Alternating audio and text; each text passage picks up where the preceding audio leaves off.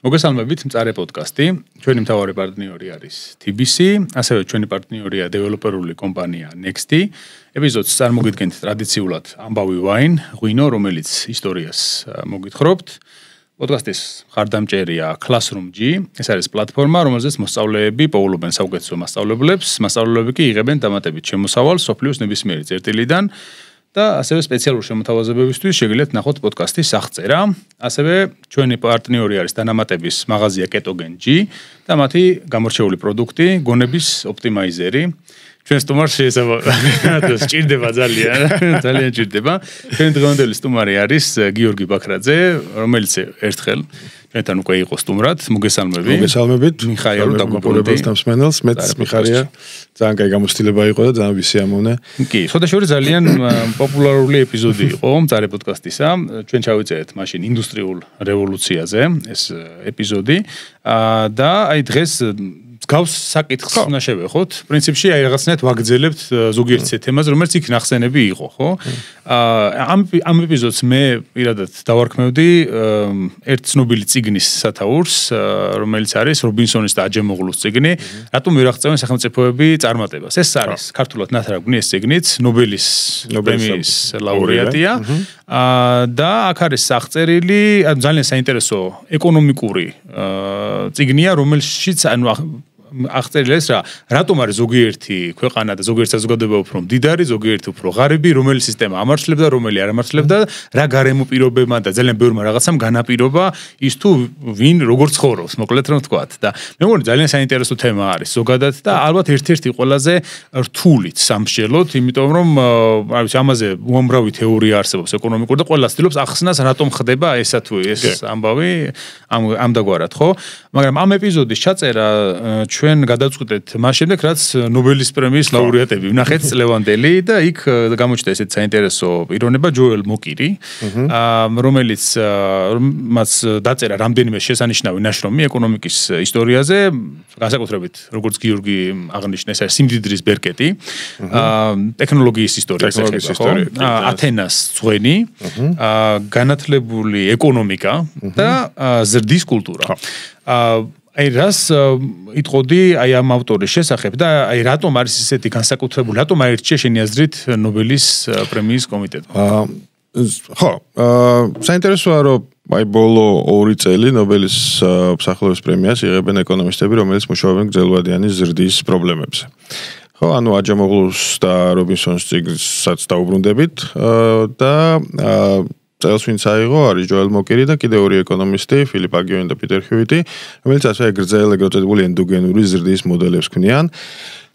და საერთო რაც აქვს მაგალითად ამ აგიონს და ჰიუიტს და აჯემოღლუს ეს არის ეს კრეატიული დესტრუქცია, რომელიც მათი აზრით ყველა ეკონომიკური ზრდის ყველა ეპიზოდის საფუძველში.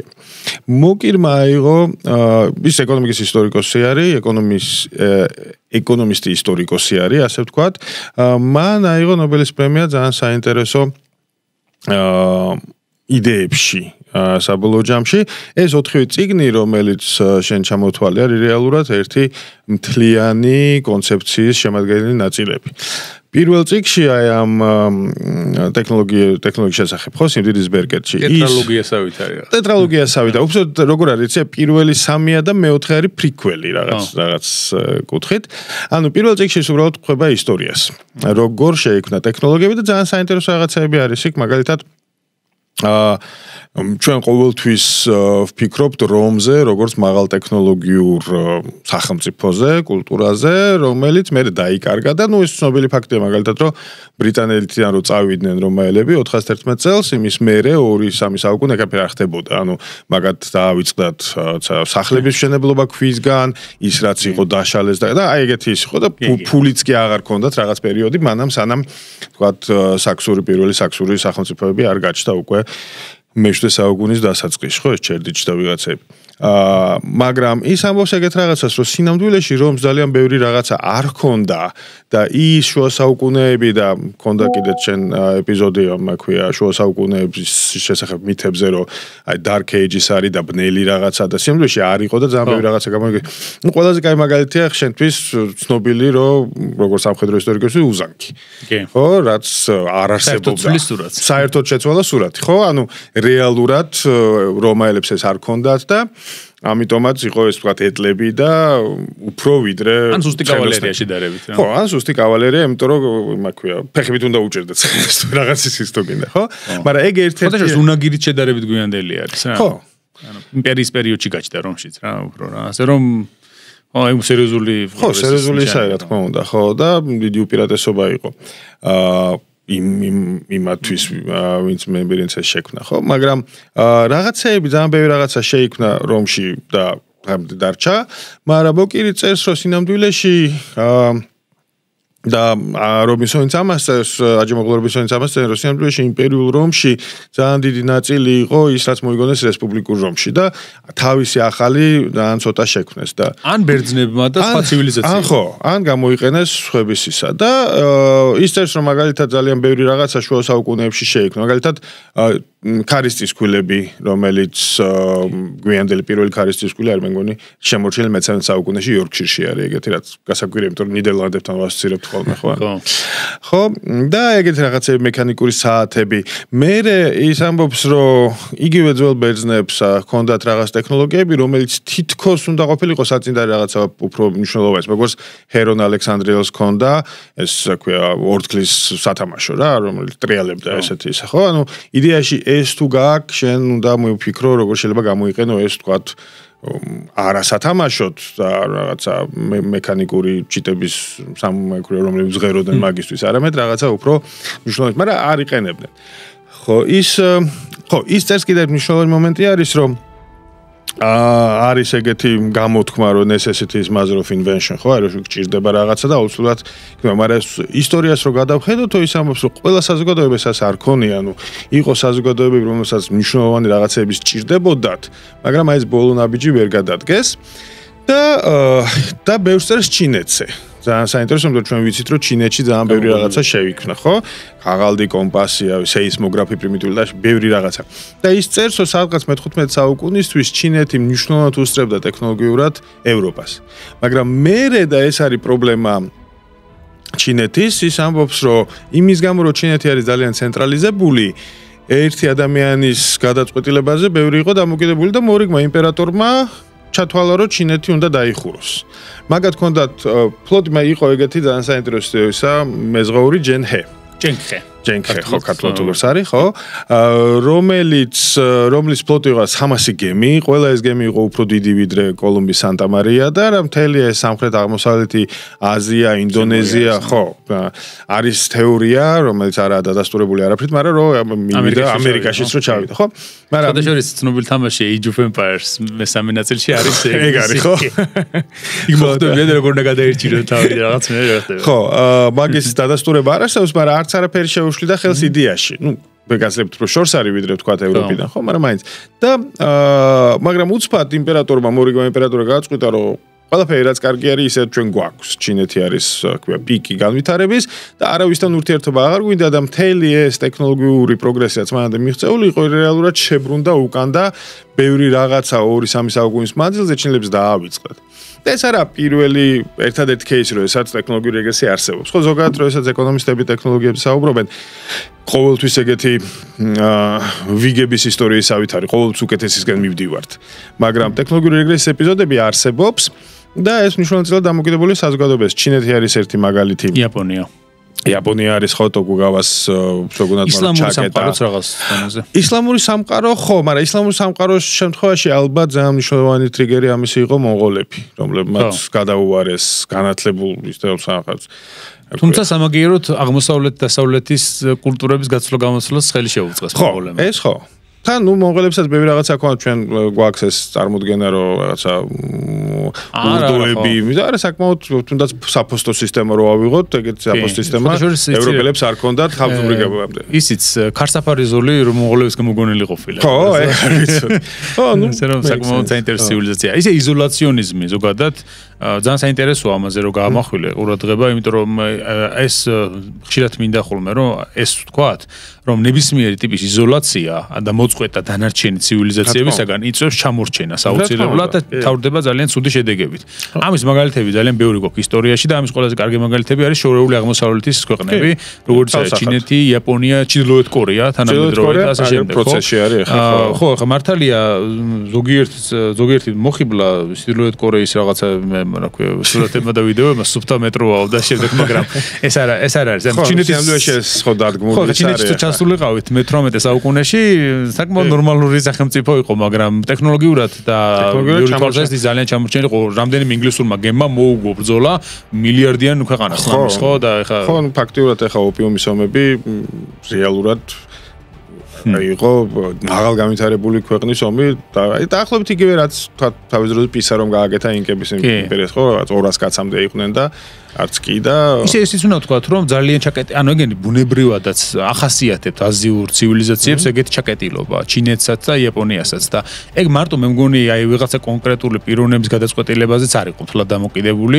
არამედ გეოგრაფიული ფაქტორის განსაზღვრავდა ხოლმე მეტნაკლებად იმიტომ რომ ჩინეთს ისეთი გეოგრაფია აქვს რომ აი დასავლეთის მხრიდან გობის უდაბნო ჩრდილოეთით საერთოდ უკაცრიელი ისინია ხო მიწებია სამხრეთ აღმოსავლეთ აზია აქეთ და მე კიდე იქ ჰინდუქოის მთიანეთი ამ შემთხვევაში ჰიმალაის მთიანეთი კვეთს და ასე რომ რაღაცა მოქცეულიც არის თითქოს რაღაც ბუნებრივ საზღვრებში თუმცა კავშირები მაინც ჰქონდა და იგივე თქვათ თუ იქ გობის უდაბნო და ეს უშლის მაინც საზღვრო იმის შეეძლო და ჰქონდათ კიდეც ხო ეს ფლოტი ამიტომ მაინც რაღაცა ის იყო ანუ მაგრამ ხო ისე ვიზახი უბრალოდ ახასიათებს აშკარად აზიურ ცივილიზაციებს იზოლაციონიზმი იმიტომ რომ იაპონიასაც ხო იგივე დაემართა იაპონიასაც იგივე დაემართა ნუ მანდ კიდე ის იყო რომ მაგათ არ უნდათ ქრისტიანობის გავრცელებაც და საბოლოო ჯამში ერთი ეს იოჰანეს პორტი დატოვეს სადაც ჰოლანდიელებს და პლუს კიდე იცი რა იყო თვითკმარებიც იყვნენ აი ჩინეთი მაგალითად თუ ვერცხლს არ ჩავთვლით რომელიც შექონდათ მთელი ესპანეთის ვერცხლი მაგათ წაიღეს ხო და მე-19 საუკუნეში იყო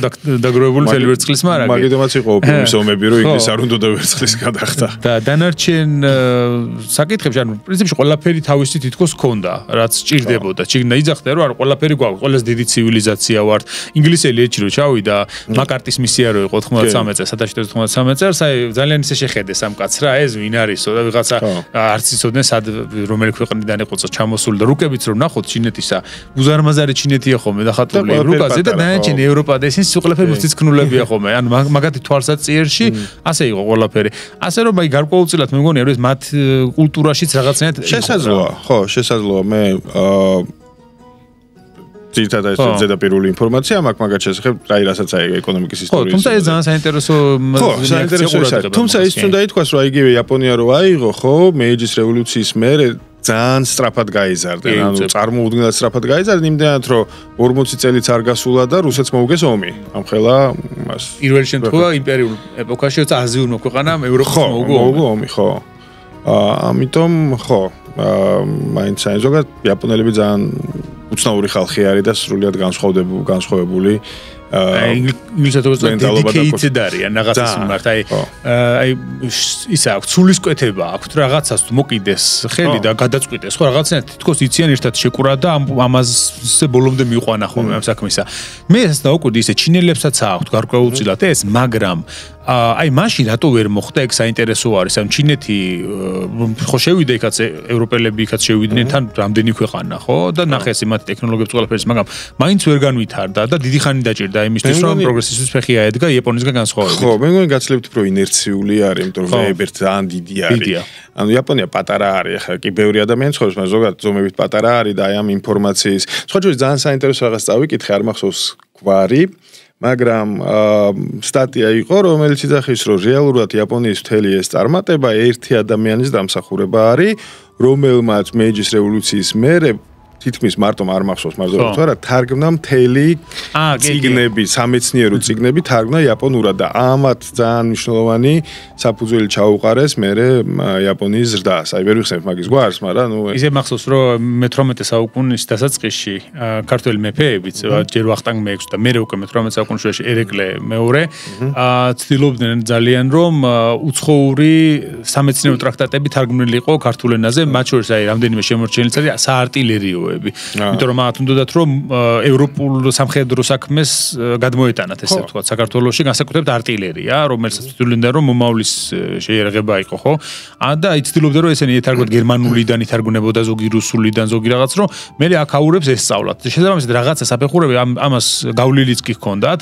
აი მაგალითად წინა ერთ ეპიზოდში ალექსანდრე მიხაბერიძემ თქვა, რომ ერეკლე მუდმივად ითხოვდა რუსეთიდან კავშირი დაამყარა, რომ დახმარებოდნენ ფულადი სახსრებით, იმიტომ რომ უნდოდა რომ ეს ფული გამოეყენებინო იმ რეფორმების გასატარებლად, რომელიც იმ პერიოდის ევროპაში ხდებოდაო და ამის მილიონზე მეტი მანეთი სჭირდებოდაო და იმ დროინდელი საქართველოს შემოსავალი იყო დაახლოებით 700,000 წლიური და შესაბამისად არ ყოფნიდა სახსრები იმისთვის, რომ ეს რეალობად ექცია, იმიტომ რომ ბურნაშევი რუსი პოლკოვნიკი, რომელიც აქ იმყოფებოდა, ის წერს რუსეთის მეფეს, რომ ერეკლე მეორე მაგაზე ზრუნავსო აქო, მაგის მთავარი საქმე ეგ არისო, რომ რაღაცა ევროპულ მოდელზე გადაიყვანოსო სამეფო, ანუ იქაური რეფორმები გაატაროსო, მაგრამ არ ყოფნიდა საამისოდ, არც სახსრები და გარკვეულწილად ალბათ აი იმ იზოლაციამ მას დასავლეთისაგან შედარებით მიუხედავად იმისა, რომ ხა მისიონერებიც იყო და რაღაც ხო, მაინც გეოგრაფიული იზოლაცია მიმოქმედა ბუნებრივია იმაზე, რომ აი საქართველოს რაღაცნაირად აი ჩამორჩა შედარებით და იცი რა ხა ზოგი ხა ამას უყურებს ხოლმე ისე, რომ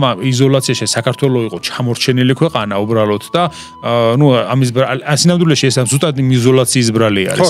აი ნებისმიერი ევროპული ქვეყანაც რომ იზოლაციაში მოექცეს დანარჩენებისაგან და სოფლიოსგან, ხო, იქაც ისე ჩამორჩება სულ და ამიტომ არის რომ აი ყველა ცივილიზაციას მიუხედავად იმისა, რომ ხა რა თქმა უნდა გლობალიზაციას ამევრია წინააღმდეგება და ეს ხო, მაგრამ გლობალიზაციაში რას გულისხმობთ გააჩნია. ჩემი აზრით აი ამას რომ ყველა თანაბარი საშუალება უნდა კონდეს რომ საერთაშორისო კონტაქტები დაამყაროს ნებისმიერთან, უფრო მეტი დადებითის მოტანა შეუძლია გაცილებით და იმ პროგრესის მასაზრდოებელია, ვიდრე უარყოფით ამ შემთხვევაში, ხო? არ შეიძლება რომ ქვეყანა ჩაკეტილი იყოს და ვითარდებოდეს, ხა. საბჭოთა კავშირის მაგალითად შეიძლება ეს ავიღოთ, ხო? იმიტომ რომ იქაც უამრავი რამ რაც კეთდებოდა, ხვდებოდა ისევ დასავლეთიდან რაღაცა კუსტარულ მოდელებად, ფაქტობრივად, მანქანები იქნებოდა, სამხედრო ტექნოლოგია იქნებოდა, თუ ეს იქნებოდა და ამიტომ იყო რომ აი ხა ჩადიოდნენ დასავლეთში და მობილურ ტელეფონს ნახულობდნენ, ხო? ახლა ძალიან უკვირდათ ხოლმე მაშინ, იმიტომ რომ ეს მასიური არ იყო მაგალითად აქეთ და შესაბამისად აი ეს უამრავი მაგალითი გვაქვს წინ, რომ იზოლაციონიზმი უბრალოდ არის საშინელება და დამღუპველი და არავითარ შემთხვევაში ეს არც ერთმა ერმა არ უნდა დაუშვას, რომ ის მოექცეს იზოლაციაში. დღევანდელი, ანუ ეს თქვა შეიძლება იყოს გასაგები მე-15 საუკუნის ჭრილში, როცა მართლა ჩინეთი თვითკმარი იყო და მაინც ჩამორჩა. მაგრამ დღეს, როდესაც არ არსებობს ქვეყანა, რომელიც შეიძლება ბოლომდე თვითკმარი იყოს, იმიტომ რომ ყველა სჭირდება რაღაცა, რასაც უშვებს ვიღაცა სხვა. ხო, ამერიკა არის, იმას სჭირდება თუნდაც ბუნებრივი რესურსები, რომელიც რაღაცა მოიპოვება, ხო, რომელიც ჩინეთში არის, იგივე. მაგ ჩინეთს სჭირდებოდა ვერცხლი, იგივე ჩინეთს სჭირდება ჩიპები, რომელსაც ტაივანი უშვებს და მარტო ტაივანი უშვებს ამ მაღალ ტექნოლოგიას TSMC რო არის ქარხანა, ხო და ეგეთი ძალიან ის არის. ძალიან საინტერესო წიგნი წავაკითხე ამას წინ. Ed Conway-ის წიგნი არის მასალებზე და წერს ქვიშაზე, სპილენზე, ლითიუმზე, კიდე რაღაცები, რამდენად მნიშვნელოვანი არის ეს. აი ჩვენ მაგალითად ქვიშა არის, ძალიან საინტერესო თემა ყოფილა, იმიტომ რომ ყველა ქვიშა ერთნაირი არ არის. და თუნდაც აი რა ქვია, სილიციუმისთვის, რომლისგანაც ეს ჩიპები კეთდება, საჭირო არის ძალიან სუფთა ქვიშა, რომელიც მარტო რაღაც კონკრეტულ იმები, აი რაღაც ძალიან ისეთ საინტერესო და ეს ურთიერთდამოკიდებულება ქვეყნების დღეს კიდევ უფრო დიდი არის აი ამ ყველაფრის გამო და იზოლაციონიზმი არის სრული აბსურდი. მე კიდე ცოტა შორის აი მახსენდება ერთი ესეთი არის სტერეოტიპია თუ შეხედულებაა, რომ ერთ-ერთი მიზეზი რის გამო აზიელები, ზოგადად ან ჩინელები, კორეელები და შემდეგ კარგად აკეთებენ პატარ-პატარა მოდელებს, ტექნოლოგიურ მოდელებს ხელით ამ შემთხვევაში, ხო? არის ისო, რომ მათი ორგანიზმი, ანუ გაცილებით ნაკლებ ოფლს გამოყოფსო რომლის გამოც ან თითები არ უოფლიანდებათო, იმიტომ რომ არ ახასიათებთ ოფლიანობა ზოგადად და შესაბამისად ადვილად მუშაობენ პატარა დეტალებზე, რაც მაგალითად ევროპელს გაუჭირდება ამ შემთხვევაში. ეგ არ ვიცოდი. ესეთი არ ვიცი ეს რამდენად რეალობა შესაბამება, მაგრამ მსმენია ამ ერთ-ერთ მიზეზად, ამ მიზეზად რომ რატომ მზადდება ეს ყველაფერი იქ და მაგალითად რატო არა აქ, იმიტომ რომ ამის მიზეზი რა თქმა უნდა ისიც არის იაფი მუშახელი და ასე შემდეგ, ხო? და პრიორიტეტები ასევე ქვეყნებისა, მაგრამ ამას გარდა აი რაღაცა ისეთი არის. თუმცა ეხა ეგეთ რაღაცებს რობოტები აკეთებენ. ხო, მათ შორის იქაც, ამიტომ ისა. ხო, აი ძირითადად იმასო დაუბრუნდეთ. ჯოელ მოკერის იმას ჩვენ საუბრობთ სიმდიდრის ბერკეტებს. მოკლედ აი ეს ტექნოლოგიაზე არის ის, ანუ რეალურად ეს არის რაღაცნაირი პროლოგი მაგის თეორიის, ყველაზე პირველი წიგნი რომელიც დაწერა ამ 4-ში, სადაც ისყვება რა ხდებოდა, სად განვითარდა ეგ ტექნოლოგია, სად არ განვითარდა, რაღაც GNT სიზუსტეცია და შემდეგ. მერე აქვს მაგას აი ეს ათენას ძღვენი. ხო. სადაც ის უკვე ლაპარაკობს ცოდნაზე. და მაგას აქვს ძალიან საინტერესო განსაზღვრება. მაგას აქვს ორი ტიპის ცოდნა, ომეგა ცოდნა და ლამბდა ცოდნა. ანუ ერთი არის რაღაცნაირი აღწერითი ცოდნა თუ გნებავს და მეორე არის გამოყენებითი. ხო, აი სიტყვაზე აღწერითი ცოდნა არის სამეცნიერო ცოდნა, ხო? რაღაცა როგორ მოძრაობენ პლანეტები, როგორ იმაშვებიან რაღაცა და ეს გამოყენებითი ეს არის როგორ გავაკეთოთ უკეთესი ტელესკოპი. ხო? და ის ამბობს, რომ ინგლისის უპირატესობა აღმოჩნდა ის, რომ რეალურად აი იმ პერიოდში, ინდუსტრიული რევოლუციამდელ პერიოდში ორივე ნაწილი შეირწყა ინგლისში, ანუ იყო მეცნიერული ისიც და იყო ძალიან ბევრი ეგეთი craftsman artisan რასაც ქვია ხელოსანი ცოტა ისეთი სიტყვა არის ანუ artisan უფრო ის რაღაც აღმატებული ის არის ოსტატი რაღაცა ხო რომლებიც ერთი მეორეს აძლიერებდა და ესეთი უკავშირი იყო ორივე შორის რამაც საბოლოო ჯამში მოგცა ეს ინდუსტრიული რევოლუცია და ეს ძალიან საინტერესო თეორია არის ზოგადად ეს ცოდნის ეკონომიკა და ისა რომ შენ არ არის საკმარისი მარტო რაღაცის მეცნიერული თეორია გქონდეს შენ გჭირდება ხალხი ვინც ამის გამოყენება შეძლებს და კიდე ერთი მნიშვნელოვანი ტიპი ვისაც ის ახსენებს არის ბეკონი ფრენსის ბეკონი რომლის აი ეს ემპირიციზმი და რომ დავაკვირდეთ და ამ დაკვირვების საფუძველზე რაღაცა იმას უნდა ვქნათ ასევე ეგ მნიშვნელოვანი იყო იმაში რომ როგორ განვითარდა ინგლისელებს ორი ბეკონი ყავთ ხო? ინგლისელებს როჯერიც ყავთ ხო? ისიც ძალიან საინტერესო ის იყო ხო? ერთი საუკუნეების ბერი და მეორე უკვე ფაქტობრივად მე-16 საუკუნეში მოაზროვნე ხო? ხო, მე-16 მე-17 625-ში მოკვდა მე მგონი ხო? ანუ ელიზაბეტის და უკვე ჯეიმსის პერიოდში. ხო, 566 რაღაც ეგეთი. ხო, და ხო, ამიტომ აი ეგ ძალიან საინტერესო ის არის რომ როგორც ჩვენ თქვი, ბევრი თეორია არის, რატო ვითარდებიან ქვეყნები და ინდუსტრიული რევოლუციის ბევრი თეორია არის, ხო? ეგ არის ერთ-ერთი, სხვა თეორიებიც არის.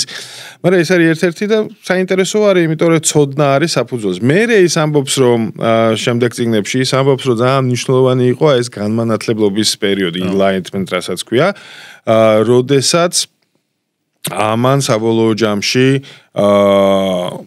საფუძველი ჩაუყარა აი ამ იმას რა ქვია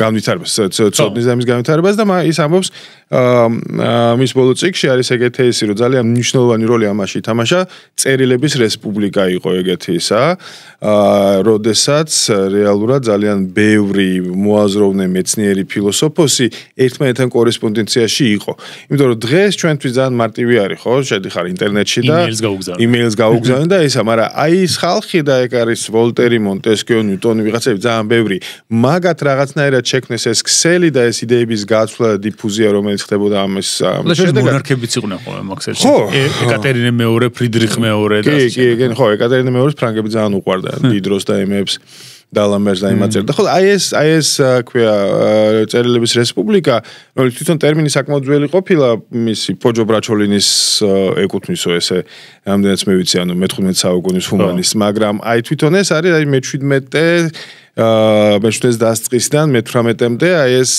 დიდი ქსელი, რომელიც ყველა ერთმანეთს არისნობდა შეიძლება ყველა ერთმანეთს არწერდა, მაგრამ საბოლოო ჯამში აი ეს რაღაცნაირად შეიკრა და რაც დღეს ინტერნეტი არის, სადაც ჩვენ შევდივარ და რაღაცებს იქ იყო ეს, იქ იყო პოსტა და ერთმანეთში ამ იდეების გაცვლის. ნამდვილად ეროდნენ ერთმანეთს ხო? ხო, რა თქმა უნდა, ხო, ეს საქმეა. ამასთან გამახსენე ნახე რომ მე პირველი ჭადრაკის პარტია მიმოწერით 11 საუკუნით თარიღდება და ერთმანეთს წერდნენ მსურველებს და საინტერესო ვიზდოვის შორის არ მახსოვს აღმოსავლურ მასში იყო სამყაროში თუ არა ევროპაში იყო მე მგონი ხო და ამიტომ აი საინტერესო ისაა ზოგადად მე ძალიან მიყვარს ეკონომიკის ისტორია და ძალიან მიხარია რომ აი ორმა პრინციპში იმიტომ რომ ისიც გარკვეულწილად ეკონომიკის ისტორიაზე არის აჯამოღლუს წიგნი და ეხა მოგირმა რომ რაღაც დაფასება ის პირველები არ არიან აი ხოებიც ვთქვათ ნორთი და ფოგელი 70-იან წლებში მაგაც აი ინსტიტუციონალური თეორია რომელთა აჯამოღლუზე რო ვისაუბრებთ საფუძველი მაგისი არის ნორთის და ფოგელის წიგნები რაშიც და იდეები რაშიც მიიღეს ეს ისა ხო აი ისინი ამბობენ რომ ინდუსტრიული რევოლუცია შედეგი არის აი glorious revolution-ის როდესაც მე ვთქვათ აჯამოღლუს ამბობს თვითონ რომ იმან შექმნა რაღაცა ინსტიტუტები რომლებმაც მე მოგვიტანა ეს ჩვენ რაზეც ვილაპარაკეთ ინდუსტრიული რევოლუციაზე როცა საუბრობთ ხო ამიტომ ეს ზოგადად ეკონომიკის ისტორიას ეკონომიკური ისტორია საინტერესოა იმიტომ რომ ძალიან საინტერესო ტრანზიცია განიცადა იმიტომ რეალურად ეს როგორც საგანი ხო ეს ალბათ მე-19 საუკუნე არნოლდ ტოინბიდან ოღონდ უფროსიდან არა იმიდან ცივილიზაციების მინისტრი და ბიძამისგან რომელსაც შექმნა ტერმინი ინდუსტრიული რევოლუცია და რაღაცა ხო მერე ვთქვათ იგივე ანალების სკოლა რო აიღო ხო ბროდელის ეს ბერტელ წიგნები რომელიც რაღაც ეტაპზე მინდა წავიკითხო იმიტომ რომ მიდევს საწყლად როზე და მე ვინა ბროდელი ხო იმიტომ რომ თუ მანამდე ჩემგან მithumet შენ აგისწავლება თუ მანამდე ვიღაც მეფეები ბრძოლები რაღაცა ამა თქვეს რომ ეს ხალხი არის და პროსოპოგრაფია თუ რაცა ხო ჩვეულებრივი უსახელო ტიპების ისტორია არის და ეს ეკონომიკა და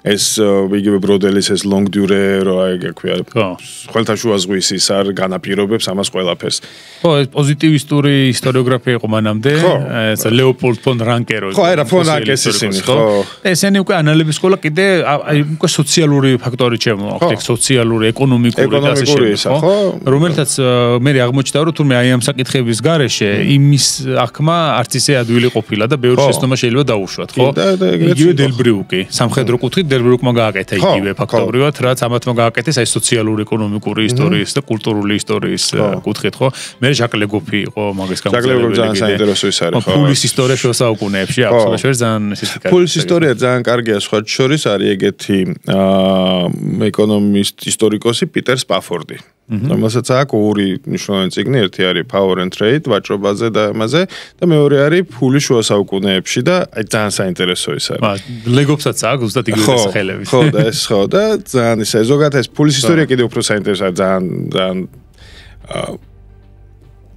საინტერესო არის და გაცილებით უფრო ჩახლართული იყო ვიდრე დღეს არის ხო ანუ დღეს თქვა გასწვრი კურსები მერყეობა ეს ხო სორტული მოდელები აქვს და რაღაცა იმ პერიოდში კიდევ უფრო რთული იყო იმიტომ რომ ანუ არც ერთ მონეტას არ ქონდა ნომინალი ზედ ერთადერთი პერიოდია ძალიან საინტერესო პერიოდია როდესაც ბიზანტიაში ანასტასიუსიდან ტეოფილემდე მე მგონი რა 2-3 საუკუნე როდესაც აი ეს პოლისები იყო მაგრამ ემი იყო 40 ნუმი რაც კი იყო 10 ნუ ეგეთი ისინი იყო და მარტო ეს პერიოდია როდესაც შუა საუკუნეებში თითქმის მე-17 საუკუნეები როდესაც ნომინალი ეწერა ევროპაში მომენტს რა უბედური იმპერატორი ახსენე ესე თეოფილე მაგის თავის ქალისგან ბულგარელმა ხანმა გააკეთა სასმისი და ანასტასიუს ხოდაშორის ძალიან საინტერესო იმპერატორი არის ეკონომიკური პოლიტიკის თვალსაზრისით იმიტომ რომ ასევე პირველი იყო ვინც სამხედრო სამსახურში ნატურალური ფორმით საკვების და ტასაცმლის და შემდეგ მიცემის ნაცვლად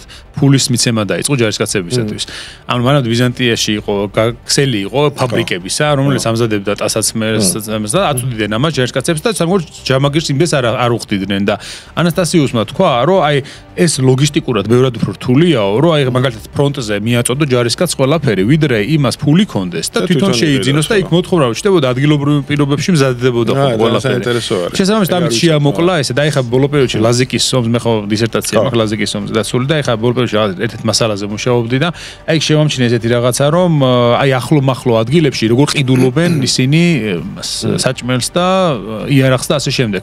იმიტომ ადგილობრივებისგანაც და აი მოსაზღვრე რეგიონებში იქვე ახლოს რომ მოხდეს ეს ყველაფერი და არა მაგალითად კონსტანტინოპოლიდან რო გაუგზავნო იმას რაღაც საჭმელსასმელი რა.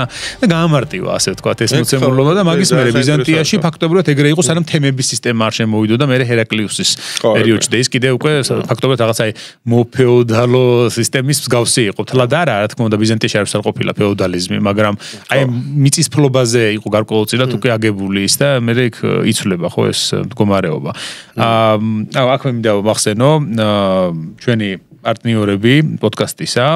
ერთი არის პარტნიორი კონეკო, ეს ქართული სტარტაპია, რომელიც არის SAP და IAP სამოგზაურო ინტერნეტი.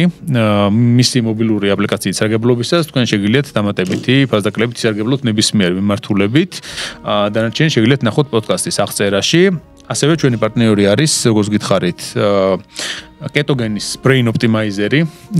ეს არის საკვები დანამატი, ბევრი სასარგებლო ნივთიერებით, რომელიც აუმჯობესებს პროდუქტიულობას, გონებრივ ფუნქციებს და გეხმარებათ ინფორმაციის უკეთ ათვისებაში.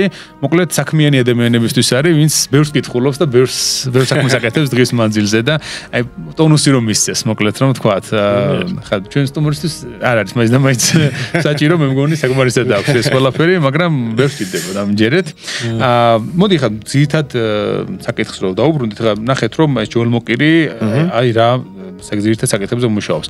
მაგრამ აი რა განასხვავებს მას ძირითადად აჯემოღლუსა და რობინსონისაგან? ანუ ისინი რას ეხებიან, უფრო რითი განსხვავდება მათი ნაშრომები ერთმანეთისაგან? ხო, ანუ მოკირისთვის უფრო მნიშვნელოვანი არის ეს ცოდნის და ორი ტიპის ცოდნის შერწყმა და ეს დადებითი უკავშირი, რომელიც ჩდება მასში. აჯემოღლუ უყურებს ინსტიტუტებს. ხო, აჯემოღლუ ეგეც ერთ-ერთი თეორია არის, არა ეს ერთადერთი, მაგრამ და თქვათ სხვა შორის აი პროფესიონალი ეკონომისტები, ემპირიკოსი ეკონომისტები აკრიტიკებენ, იმიტომ რომ ძალიან რთული ძალიან რთული გატესტოვანი თეორია არის, ანუ თეორია testables უნდა იყოს. რა არის ძირითადი აზრი ამ თეორიის? მოკლედ, ძირითადი აზრი არის რა? აჯემოღლუ ამბობს, რომ ნებისმიერ საზოგადოებაში არსებობს რაღაცა თამაშის წესები. თამაშის წესები, როგორ ქმნის ეს საზოგადოება რაღაცას. და ის ამბობს, რომ ეს თამაშის წესები, რომელსაც ინსტიტუტებს ეძახის, შეიძლება ვაყოთ ორ ტიპად. არის ინკლუზიური, არის ექსტრაქციული. ხო? ექსტრაქციული ინსტიტუტები არის ინსტიტუტები, რომელიც მიმართული არის, რომ რომელიღაცა ელიტა, ჯგუფი, ოჯახი გამდიდრდეს. ხო? ამიტომ იქ საინტერესო მაგალითი მოყავს ეგეთი პორტუგალიელებმა რო დაიწყეს, ხო, პორტუგალიელები გავიდნენ პირველად ატლანტის ოკეანეში და პორტუგალიელებმა რო დაიწყეს მისი რა ქვია აფრიკის კვლევა. ხო, იმიტომ რომ კოლონიზაციის და ადრეა კოლონიზაცია 19 საუკუნეა, ხო, იმპერიალიზმი და რაღაცა. მანამდე უბრალოდ მეშვებოდნენ და ნუ ძირითადად კოლონიზაცია კიდევ იყო მანამდეც კი. იმდენად არა, შიგნით არ შესულა და ეგრე სიგმაში არა, ხო. ქვია ხო, აფრიკაში უფრო გვიანდელია. გვიანდელია, ხო, და ძლიერ სახელმწიფოებს მემეგობრებოდნენ უფრო ვიდრე იპყრობდნენ. და მოკლედ ის იყო ძალიან საინტერესო ეს ყავდათ რა ქვია პრინცი ეს ენრიკე ზღვაოსანი, რომელიც ზღვაში არ გასულა, მაგრამ დააფინანსა და რომელიღაც არ მახსოვს ერნან გომეში იყო მე მგონი, მას რა ქვია ვაჭარს ჰქონდა მონოპოლია აფრიკასთან ვაჭრობაზე, ოღონდ სანაცვლოდ ყოველ წელს 500 კილომეტრით სამხრეთით უნდა გასულიყო, 500 კილომეტრით მეტი უნდა გამოეკვლიე ეს ისე. და მოკლედ აჯემოღლუ წერს, რომ 1493 წელს მაგათ მიაღწიეს კონგოს სამეფოს. ხო. ამის დღევანდელი კონგოსგან განსხვავებით KT იწერება და არა CT. და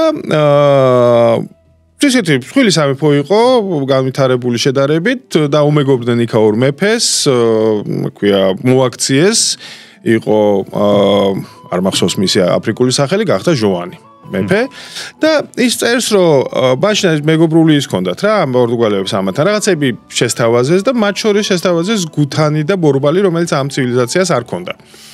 და იდეა იყო, რომ იქენ ვინც გლეხები, ვისაც მოყავდა იქ, რაც მოყავდათ, ხო, მათთვის გუთანი იქნებოდა მისწრება, იმიტომ რომ პროდუქტიულობა ზრდის.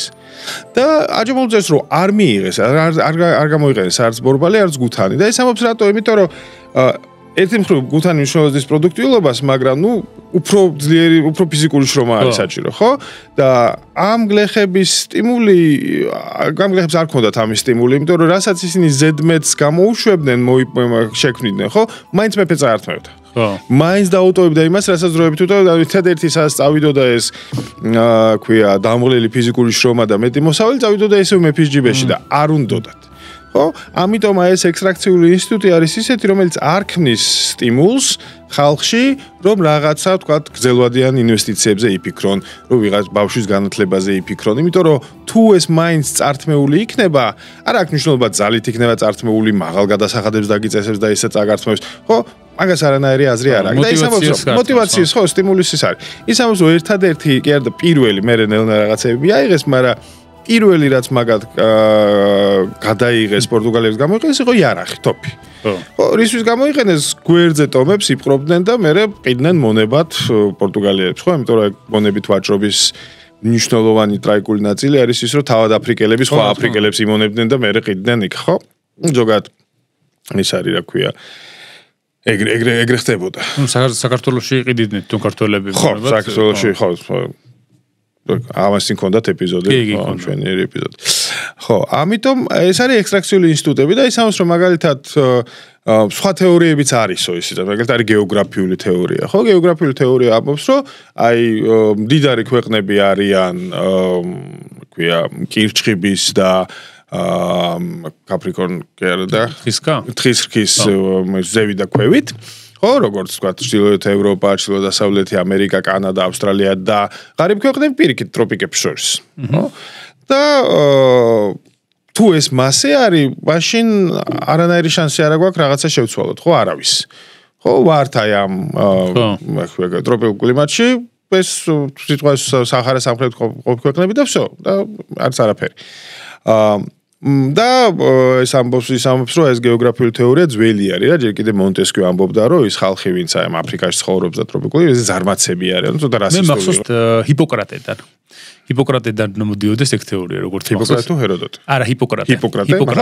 იმიტომ რომ ის რადგან სამედიცინო წერ და სხვადასხვა ქვეყნებში ადარებდა ადამიანების აი ფიზიკურ, აი რამდენად ფიზიკურად ძლიერები იყვნენ, სუსტები იყვნენ, ზარმაცები იყვნენ, თუ შრომის მოყვარეები იყვნენ და შემდეგ და ამას ამბობს, ცხელი ქვეყნებიო, სადაც არის ესეთი ადამიანები არიან უფრო და სხვადასხვა ამას მე შუა საუკუნეებს არაბი ისტორიკოსებიც კი იმეორებენ. ანუ ეს საკმაოდ გრძელი ძველი თეორია არის, რომელიც ხდება სხვა პერიოდში, ალბათ მარტივი დაკვირვების საშუალებით რა, იმიტომ რომ ხა ისინი ხო ხედავდნენ, სად უფრო პროდუქტიულად მუშაობდნენ ადამიანები, სად უფრო ან სად როგორ გარემოში როგორ გძნობ თავს, რომ ადამიანმა რაღაცა გააკეთო ამ შემთხვევაში, ხო? აი მაგალითად, დროის საქმეც ხო აბსოლუტურად სხვადასხვანაირი არის. იგივე აი აღმოსავლეთის ქვეყნებში და ევროპაში, თუმცა ევროპაში ყველაფერი ძალიან დროზეა დამოკიდებული ყოველწუთიერად და შემდეგ აღმოსავლეთის ქვეყნებში, აი მაგალითად ახლო აღმოსავლეთის სახელმწიფოებში ეს ნაკლებად მნიშვნელოვანი არის რა. აი ამაზე ძალიან ბევრჯერ მომისმენია, რომ აი მეცნიერები ამბობენ ხოლმე, რომ აი ევროპაში კონფერენცია რო იწყება 16 საათზე იტყვიან და მიხვალ და დაიწყება, ხო?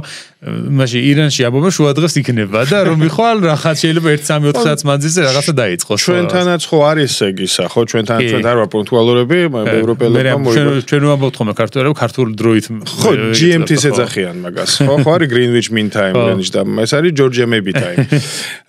ხო, მაგრამ ნუ ეგ ის არის, მაგრამ ნუ ყველა ვარიანტში ეს გეოგრაფიული თეორია არასწორია, ის ამბობს, იმიტომ რომ იგივე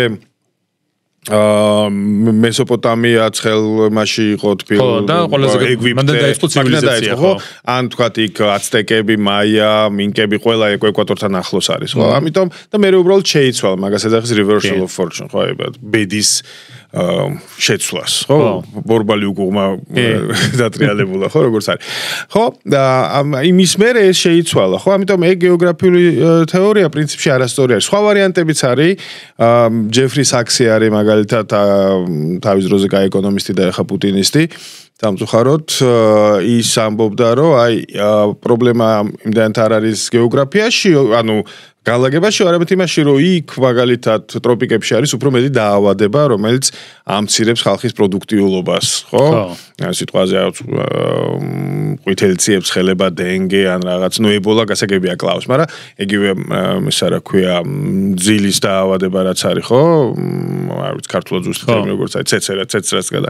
ხო, იმიტომ რომ ეს პროდუქტიულობა მცირდება და იქ ნიადაგი არ არის კარგი იმისთვის და ეს დაავადებები და ეს არის და აჯმოღლუ იძახის რომ არაფშუაში არ არის ეს გეოგრაფიასთან, იმიტომ რომ აგერ ინგლისი რო ავიღოთ მე-19 საუკუნეში, ყველანაირი დაავადება იყო რა, ქოლერის ეპიდემია იყო და რაღაცა ეს სმოგი და ხა ნაყოფიერებით მაგალითად არც სკანდინავია არ დაიქვეყნის რომ ხა სამეურნეო სივრცეში იგივე ეს ნაყოფიერება არ არის დამოკიდებული იმდენად ნიადაგზე, რამდენიც როგორც იყენებ ამ ნიადაგს, ხო? კიდე ამბობს რომ არის თქვა უცოდინრობის თეორია, ხო? რომ აი უბრალოდ არიციან, აი აფრიკა არიციან და მაგიტომ ვერ იმაშვებიან, ეს არის სწორი, მაგრამ ეგეც ცოტა აბსურდული არის, იმიტომ რომ დღეს, როდესაც მთელი მსოფლიო გლობალიზებული არის დაპატიჟებ, რა ქვია, მრჩევლებს და ყავდა აი ამ, რა ქვია, ახალ გათავისუფლებულ აფრიკულ ქვეყნებს ყავდა ეს თავის მრჩეველები, ინგლისიდან, ამერიკიდან ჩამოდიოდნენ, მაგრამ მაინც არ გამოდიოდა არაფერი, იმიტომ რომ ის ამბობს, რომ ეს ინსტიტუტები, რომელიც მან არის, მაინც ექსტრაქციული არის. ოსმალეთის იმპერიაც კაი მაგალითია, კი, ზუსტად.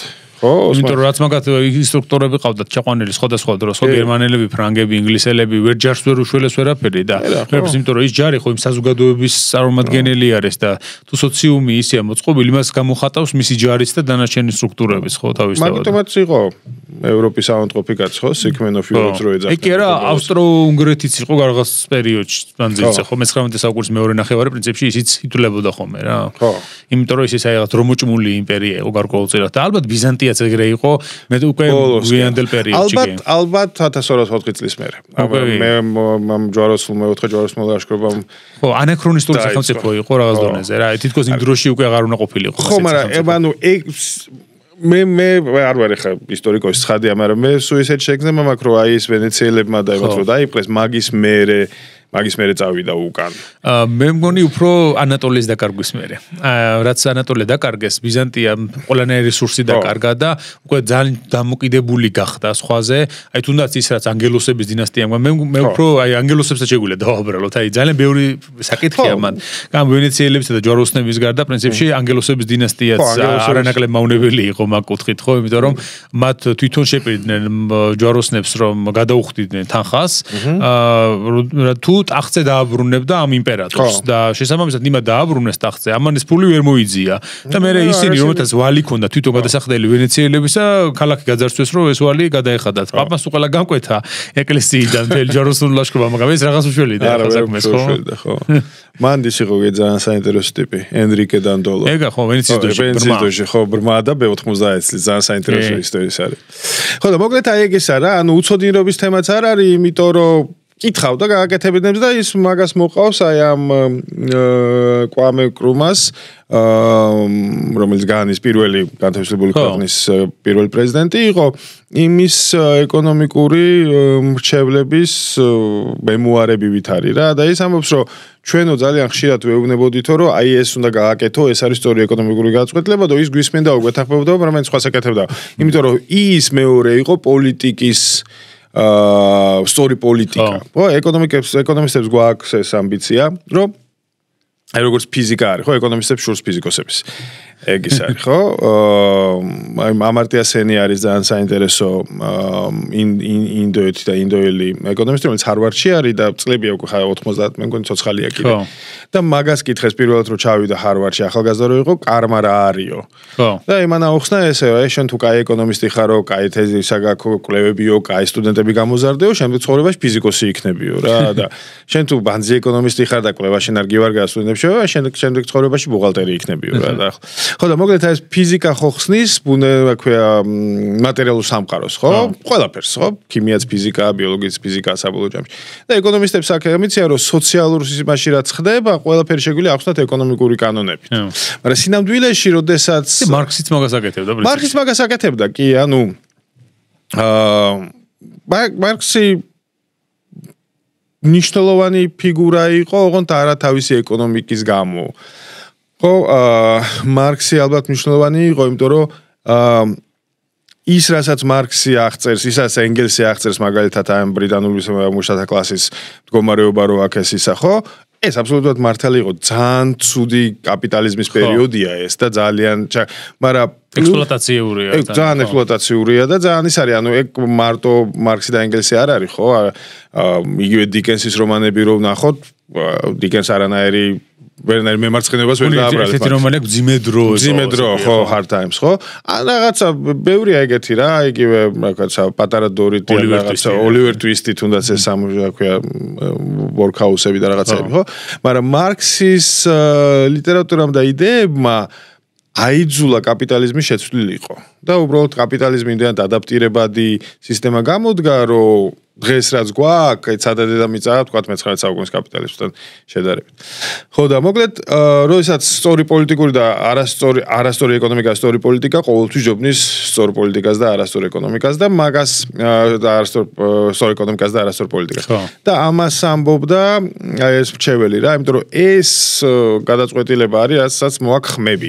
და ამას ხმები არ მოაქვს და როდესაც ქვეყანაში არ არის შესაბამისი ინსტიტუტები, რომლებიც გაძლევს შენ საშუალებას სწორი გადაწყვეტილება მიიღო და ინსტიტუტები ექსტრაქციულია და იქ რაღაც ჯგუფები არის, რომელიც ერთმანეთთან კონკურენციაში არიან ელიტ რაღაცა, მაშინ გამოდის ის, რაც გამოდის. და ის ამბობს, რომ ეს ინსტიტუტების როლი არის ძალიან მნიშვნელოვანი. ინკლუზიური ინსტიტუტი არის ინსტიტუტი, რომელიც შენ გაძლევს საფუძველს ინვესტირებისა გრძელვადიან პერიოდში, ხო, რომელიც ბავშვებს განათლებას მისცემ, ჩადე ფულს, ხო, და ეგეთი ინსტიტუტები არის მაგალითად კანონის უზენაესობა, დამოუკიდებელი სასამართლო, საკუთრების უფლების დაცვა უპირველეს ყოვლისა, გარკვეული პლატფორმა, სადაც გაცვლა ხდება, ხო, რასაც თავისუფალ ბაზარს ვეძახით, მაგრამ ბაზარი შეიძლება არ იყოს აბსოლუტურად თავისუფალი, მაგრამ ეგ მომენტი უნდა იყოს რა, რომ ჩვენ ორ ადამიანს შორის ტრანზაქციის განხორციელება არის ნებაყოფლობითი, არავინ არაფერს არ გვაძალებს და ჩვენი ორივესთვის არის სასარგებლო, ხო, ეგეთი ისინი. დაფინანსებას და ეგეთი რაღაცეები, ხო და ეგ ინსტიტუტები არის მნიშვნელოვანი და კიდე ერთი კაი მაგალითი არის ბოტსვანა. ხო. ბოტსვანა არის ასევე საბსაჰარან აფრიკა, ხო, საჰარის სამხრეთ მდებარე აფრიკა და ღარიბი ქვეყნების უმეტესობა არის მანდ. არის თქვა ჰაიტი, არის პაკისტანი, ნეპალი, ბუტანი ღარიბი ქვეყნები, მაგრამ ძირითადად აი ეს ქვია ქვედა 30-40 ღარიბი ქვეყანა არის აი ეს აფრიკაში, ხო, ანუ საჰარას სამხრეთით, არაბული ქვეყნების ქვემოთ, სამხრეთ აფრიკის გარდა. და ყველა ღარიბი არის და ზოგი ქვეყანა ეხლა უფრო ღარიბი არის, ვიდრე იყო კოლონიზაციის პერიოდში, 1960 წლამდე. ხო, იმიტომ რომ აი ეს ექსტრაქციული ინსტიტუტები და ეგ პრობლემები, რომლებიც ხელს უშლის განვითარებაში. ბოტსვანა არის გამონაკლისი, იმიტომ რომ ეს ქვეყანა იზრდებოდა ყველაზე სწრაფად 70-იან წლების მეორე ნახევარში 80-იან წლებში. და ამის ახსნა ძალიან საინტერესო. ერთი ახსნა არის, რომ აი ალმასები აქვთ და, მაგრამ სინამდვილეში ბუნებრივი რესურსები ასეთი განვითარებადი ქვეყნისთვის არ არის მაინც კარგი. იმიტომ რომ ეს ზრდის ექსტრაქციული ინსტიტუტების შექმნის არსება ალბათობას, ხო? იმიტომ რომ ხო, ერთმანეთს ხო, ეს დაუკვირდი არ განაპირობებს. არ განაპირობებს აბსოლუტურად არ განაპირობებს. პირიქით უარეს შეიძლება ქნას. და მეორე არის რა, როდესაც ბრიტანელები წავიდნენ, ხო, ბოტსვანა იყო ბეჩუანალენდი. როდესაც ბრიტანელები წავიდნენ, ხო, ბრიტანელები, ფრანგები, ხო, ვინც იყვნენ, ხო? ცხადია, რომ კოლონიზატორი ძალიან ცუდია და კოლონიზატორი ყველა გძულს და გვეზიზღება და შესაბამისად ეს ახლად განთავისუფლებული აფრიკული ქვეყნებიც უარს ამბობდნენ ამ კოლონიალურ წარსულზე, რაც ლოგიკურია.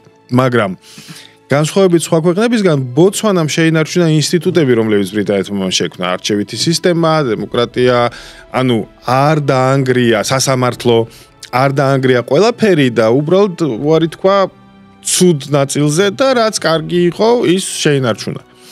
და ამიტომ ბოტსვანა იზრდებოდა ძალიან სწრაფად, აი ეს ორნიშნა ზრდა, რომელიც ეგეც წმინდა გრაალი არის, ხო, ზრდის და რაღაცა, ეს ქონდა და იშვიათი кейსია, ზოგადად ორნიშნა ზრდა იშვიათი შემთხვევა არის ეკონომიკის ისტორიაში.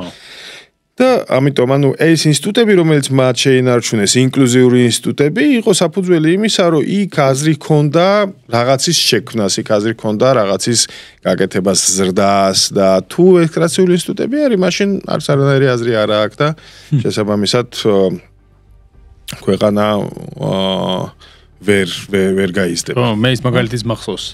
ჯემოღლუს წიგში, როდესაც სამხრეთ და ჩრდილოეთ ამერიკის კოლონიზაციას ადარებს ერთმანეთს, ხო? ისპანელები როგორ მოქმედებენ და ბრიტანელები როგორ მოქმედებენ. რო იქ წარმატებით გამოვიდა და იქ არ გამოვიდა და რა იყო ამის ძირითადი ეს. მაგრამ ბრიტანელები ამ ჯეიმსტაუნის კოლონიებაც გაიარა რაღაც პერიოდი ამ ექსტრაქციული ინსტიტუტების, უბრალოდ მე მიხვდნენ რომ შენ თუ მისცემ ამ კოლონისტებს უფლებას კონდეს მიწა, თვითონ იმას აქნას გაცილებით უკეთესი იქნება, ვიდრე როდესაც შენ რაღაცა გენერალ-გუბერნატორი ყავს რომელიც იქიდან იმართება და იმაშვება და ხო და ესპანელების ისა ცხადია რეალურად ლათინური ამერიკის დღევანდელობა როგორც აჯმოღლუ წერს მოდის იქიდან და დიდად ბევრგან ყველაფერი არ შეცვლილა ამ ექსტრაქციული ინსტიტუტების კუთხით. ხო, საინტერესოა რომ მას აქვს ესეთი თავი სიღარიბისა და კეთილდღეობის გააზრებაო, სიაღნიშნავს, ხო? აი რა შეიძლება ჩავთვალოთ ამ შემთხვევაში, აი კეთილდღეობის, აი რა უნდა გავიაზროთ კეთილდღეობა, რა იგულისხმება ამაში ეკონომიკურად? რაღაცა განსაზღვრებები არის, მაგრამ იდეაში კეთილდღეობაში იგულისხმება სტაბილური ეკონომიკური ზრდა შეგვიძლია ვთქვათ, რომ როდესაც ქვეყანა ჩვენთან არის ეგეთი მაგალითად მოსაზრება, რომ აი ქვეყანა თუ ღარიბია აუცილებლად სწრაფად უნდა იზრდება, ეს ტყუილია. ხო. თუ ქვეყანა იმავე ტრაექტორიაზე არის, რაც რაღაცა მდიდარი ქვეყანა მის წინ მაშინ ის უფრო სწრაფად იზრდება, ანუ დაწევის მომენტი არსებობს, კონვერჯენსიასაც ქვია, ხო? იმიტომ რომ ჩვენ თუ იმავე გზას დავადექით, რასაც ვთქვათ, რაც გაიარა, სიტყვა შვეიცარიამ, ჩვენ ეხლა გავიზრდებით უფრო სწრაფად, ვიდრე შვეიცარია იზრდება, იმიტომ რომ ხო, ის უფრო ნელა იზრდება, ამ წამოვეწევი, ხო? მაგრამ თავისთავად სიღარიბე არ ნიშნავს, რომ აუცილებლად სწრაფად უნდა იზრდებოდა, თუ აი ეს ყველაფერი არ გაქვს, ხო? იგივე თუ ეს ინკლუზიური ინსტიტუტები არ გაქვს როგორც ის ამბობს, ხო? ამიტომ ჩვენ თუ გვინდა კეთილდღეობაზე ვიფიქროთ, ჩვენ კეთილდღეობა არის რეალურად რომ ჩვენ ნელ-ნელა ვიდრდებით და მივდივართ სწორი მიმართულებით და სწორი ტრაექტორიით და არის ქვეყნები, რომლებიც არის ქვეყნები, რომელიც აი ამ ჩაკეტილ ცუდ წრეში არიან, რომელიც ვერ გადადიან აი ამ ტრაექტორიაზე, იმიტომ რომ აი ეს ექსტრაქციული ინსტიტუტები, იმიტომ რომ რაღაცა ერთმანეთთან კონკურენციაში მყოფი ელიტური ჯგუფები, რომელსაც არ ადარდებთ ეს ისა, ხო? ანუ რეალურად მათთვის მნიშვნელოვანი არის საკუთარი ჯიბე და საკუთარი კეთილდღეობა და არა გრძელვადიანი ეს ისა. და ისიც რომის მაგალითიც, რომელიც მაგას აქვს, ეგეც ის არის რა. იქაც თქვათ ყველაფერი ტრიალებდა პატრიციების და აკვე ეკვესტრიანების გარშემო, ხო? ხედრების, ხო.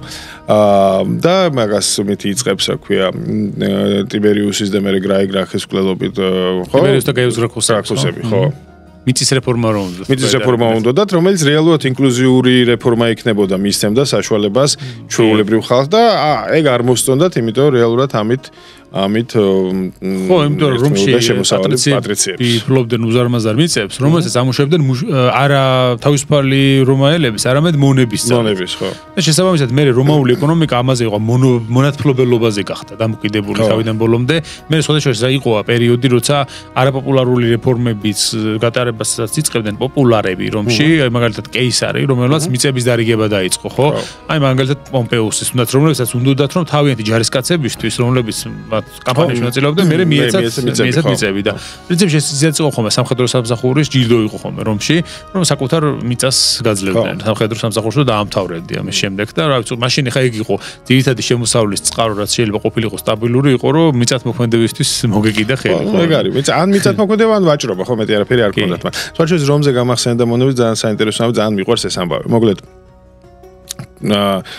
ჯერ ერთი, როდესაც რომის მონებზე ვლაპარაკობთ, ზოგადად მონებზე ვლაპარაკობთ, ყველას წარმოუდგენია რაღაცა ქვია მორკილები დადებული და რაღაცა ცემენტი. არის სიმდეში ეგრე ხო არის, სახლის მონები ყავდა და იგივე ციცერონის საყვარელი მონა, რომელსაც სტენოგრაფია მოიგონა ეს ტირონი, ეს 100 წლამდე ცხოვრობდა, ციცერონმა გააუშვა და მოკლედ მან ყოფილა ეგეთი რაღაცა.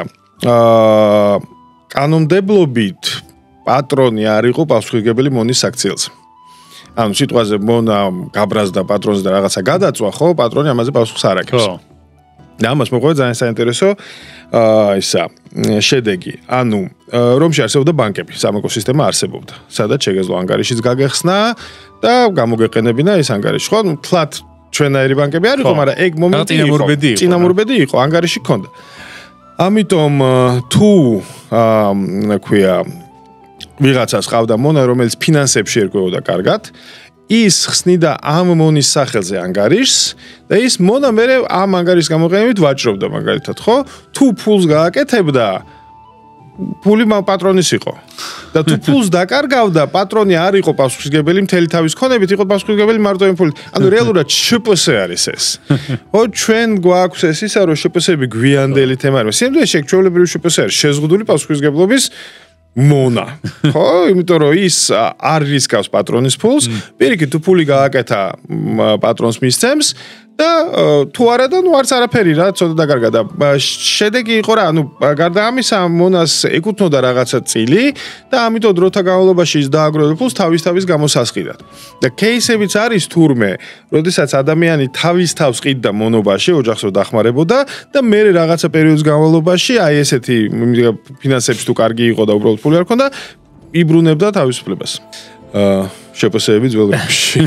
ანუ რომში კი არა ისიც არსებობდა, ანუ ფირმის დამღების დარტყმა რა და ხო ძალიან საინტერესოა მაგალითად იმიტომ რომ კასრებზე და ხო ესპანეთში დაფასოებული თევზეული დამარილებული თევზეული არის ბრიტანეთში ნაპოლეონ ადრიანეს კედელთან ბანაკში რომელიც ჯერისკაცებისაც სადაც იგზავნებოდა იქ საკვებად სხვა პროვინციებიდან საჭმელი და ზედ იყო ნიშანი რომელიც ნიშნითაც ნაპოლეონი არის სიცილიიდან დაწყებული ბრიტანეთამდე ძალიან ბევრი ესეთი ამფორა რომელზეც დარტყმულია ეს და თევზს ამარილებდა ეს რაღაცა ესა ჯგუფი და შემდეგ ის მაგსენდება ხოლმე სულ ზოგიერთ სერიალში HBO-ს რომში როდესაც აცხადებს ეს გამომცხადებელი ხო რა აცხადებს ხშირად რომ აი ჩვენ იმასო წარმოგიდგენთო ესა ეს მეპურეთა გილდია რაღაცა და ეს რომ იზრდება თან ნერა თავიდან ისა საძმო არის და მე გილდია იქცევა დროთა განმავლობაში ხო და უფრო დიდ მარკეტებს აფინანსებს და ეს ხო საერთოდ იცი რა რომის ტექნოლოგიურად აი ხა შეეხება შენ სიმდიდრის ბერკეტში ტექნოლოგიებს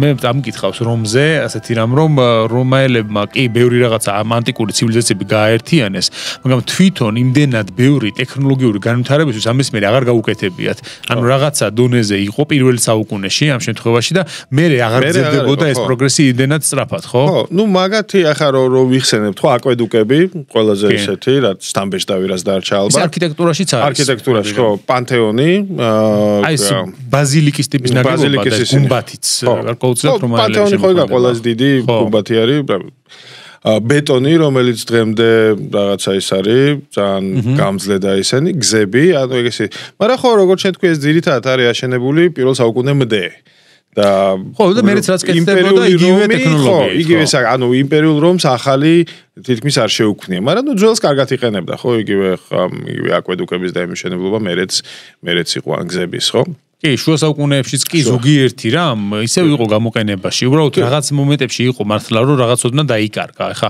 რა არც ის ძირითადად გამოიწვია არა იმან რომ ხა ისეთი ხალხი მოვიდა რომ იმათმა ვერ ისწავლეს ვერაფერი თოთა განმავლობაში არამედ დაგსაქსულობამ და დაქუცმაცებულობამ ანუ რომ ერთიანი სივრცე იყო ხო რომელიც ეს ყველაფერი გადაბული იყო ერთმანეთზე და ამაზე აი სხვადასხვა რო ახსენე ფერნან ბროდელი მაგის გარდა შეგვიძლია ვახსენოთ ანრი პირენიც ბელგიური ისტორიკოსი ხო ეს საინტერესოა ბელგიური ქალაქები ხო ბელგიური ასევე აქვს ძალიან კარგი ნაშრომი კარლოს დიდი და მუჰამედი მუჰამედი რომელშიც სხვადასხვა თავიდან რო კითხულობ ყველა წიგში საერთოდ ეს ადრიპირეს ახასიათებს ესეთი რაღაცა ყველგან ხსნის აი მედიტერანულ თეორიას რომელსაც რომ ამბობს რომ ეს რახან რომი მაგაერთიანა მთელი ხმელთაშუა ზღვისპირეთი ეს ქალაქები რო დაკავშირებული იყო ერთმანეთთან ამან გამოიწვია აყვავება მთელი აი ამ სივრცისა იმიტომ რომ ყველგან ყველაფერი იშოვებოდა იმიტომ რომ რაც დაგჭირდებოდა იშოვიდი იმიტომ რომ დაკავშირებული იყო ერთმანეთთან ესპანეთი, საფრანგეთი, იტალია, ეს ყველა ზღვები აბსოლუტურად აფრიკასთან, სირიასთან და ასე შემდეგ და აერთიანებდა ამ რესურსებს და მე ის ამბობს რომ ეს სისტემა ნელ-ნელა მიუხედავად იმისა რომ რომი დაეცა დასავლეთ რომის იმპერია აგრძელებს არსებობას უკლავდებურად და მხოლოდ ირღვევაო ისლამური ექსპანსიის პერიოდშიო იმიტომ რომ ისლამური ექსპანსია უკვე ისლამი უკვე ცოტა სხვა უცხოსხეული იყო რომელმაც აფრიკა ეს ეგვიპტე რომელიც უდიდესი რესურსების წყარო იყო სირია და შემდეგ ჩაყლაპა და შესაბამისად მოწყდა ეს სივრცე დიდი ხნის მანძილზე სავაჭრო თვალსაზრისით დანარჩენ ევროპას და ეს მედიტერანული ეს ერთიანობა რაც ჰქონდა ქალაქებს დაირღვა და ქალაქების შემცირებაც და ეკონომიკის დასუსტებაც ამის მერე დაიწყო ამას ახსნის ანუ პირენის ისა რა ძირითადი თეორია ხო ჩვენთან კი არის ეს ისა რა 466 წელიწადს რომ ეს შემდგომში არ მოჩენილა მაგით რომ ხო იმიტომ რომ იუსტინიანემ რავენამდე ავიდა და დაიბრუნა ეს მიწები რომიც დაეპყრო შესაბამისად ხო ეს მოზაიკები რომელიც რავენაში არის ხო ფანტასტიკური ანუ ეგ რომი მაინც დარჩა მაგრამ აი მერე ხო მერე აი ეს ექსპანსია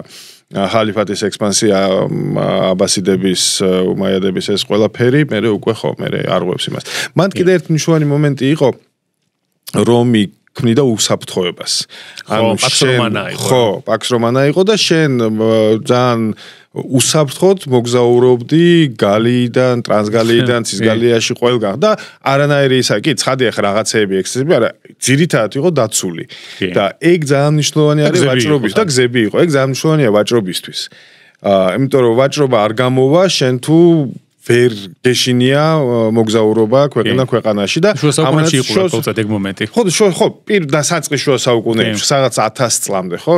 1000 წლიდან მერე უკვე ეს კომერციული რევოლუცია. ქალაქები რო იზრდება ეგრევე. მერე ნუ ეს რა ქვია ლიონის რა ქვია ბაზრობა, ფლანდრიაში ბაზრობები, ანუ ეგ მნიშვნელოვანი რაღაცეები უკვე მერე შეიქმნა და ინგლისიდან ეს მატყლი რო მოდიოდა. მატყლი ხო, ეგ ისიც ხა, ანუ ეგ მერე ეგ მნიშვნელოვანი სულებები არის უკვე მერე 1000 წლის მერე. მან მე კიდე ისიც გონია რომ 1000 წლამდე მაინც ხალხს ეშინოდა მრგვალი რიცხვის. ხილიაზმი ხო? იმიტომ რომ აი 1000 წელია და ქვია მეორედ მოსვლა და სხვადასხვა დერუჯერი იყო საკმაოდ 500 წელზეც იყო 1000 წელზეც იყო სხვადასხვა კონსტანტინოპოლის დაცემაზეც იყო აი ჩვენ როცა გქონდა კონსტანტინოპოლის დაცემაზე ეპიზოდი იქ ბეკა მოყვარო ბიზანტიელებს ჰქონდათ ეგეთი წინასწარმეტყველება რომ კონსტანტინოპოლი მაშინ დაეცემოდა როცა მეორედ მოსვლა მოხდებოდა და ამიტომ იმდენად შიში არ ჰქონდათ კონსტანტინოპოლის დაცემისა იმიტომ ფიქრობდნენ თუ დაეცემა ისეს მეორედ მოსვლა იქნება და რაღაც უნდა უშველოთ ამ შემდეგ ხო ამათ განაპირობა ძალიან ბევრი რაღაცა, იმიტომ რომ აი ჩვენ ახლა დღევანდელი აზროვნებაც კი ზოგჯერ საკმაოდ ახლოა ხოლმე შუა საუკუნოვანთან და მით უმეტეს მაშინ ეს წინასწარმეტყველებებს და ასეთ ძალიან დიდი როლი შეიძლება ჰქონოდა რა ამ კუთხით. აი ხა რომი რახან ვახსენეთ იქ რომზე კიდე ერთი რაღაც მინდოდა მეხსენებინა, ეს არის ინფლაცია, რომელსაც რომის იმპერია დააქცია. მესამე საუკუნის კრიზისის დროს რომში ხდება ძალიან დიდი ინფლაცია, რომელიც ასე იყო თავისოზე როგორც მახსოვს ახსნილი, რომ იმპერატორები რომლებსაც უწევდა ძალიან დიდი ხარჯების გაღება, განსაკუთრებით ჯარისთვის, იმიტომ რომ ჯარის რაოდენობაც იზრდებოდა იმპერიის საჭიროებებისთან ერთად და ამავე დროს ძალაუფლების წყარო ხდებოდა არა სენატი და ხალხი, არამედ ჯარი.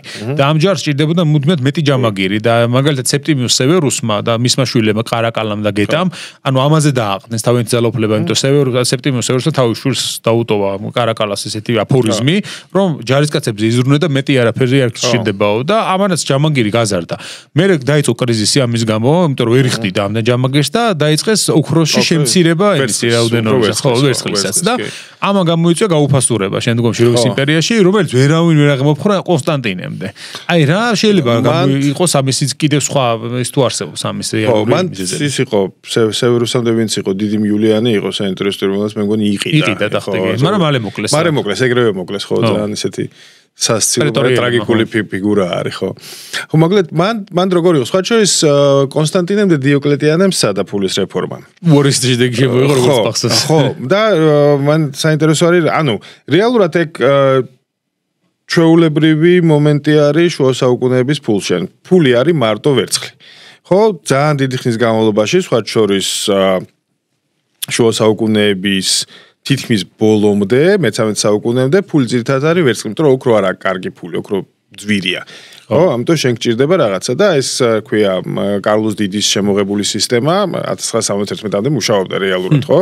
240 პენსი, 20 შილინგი ერთ ფუნტში.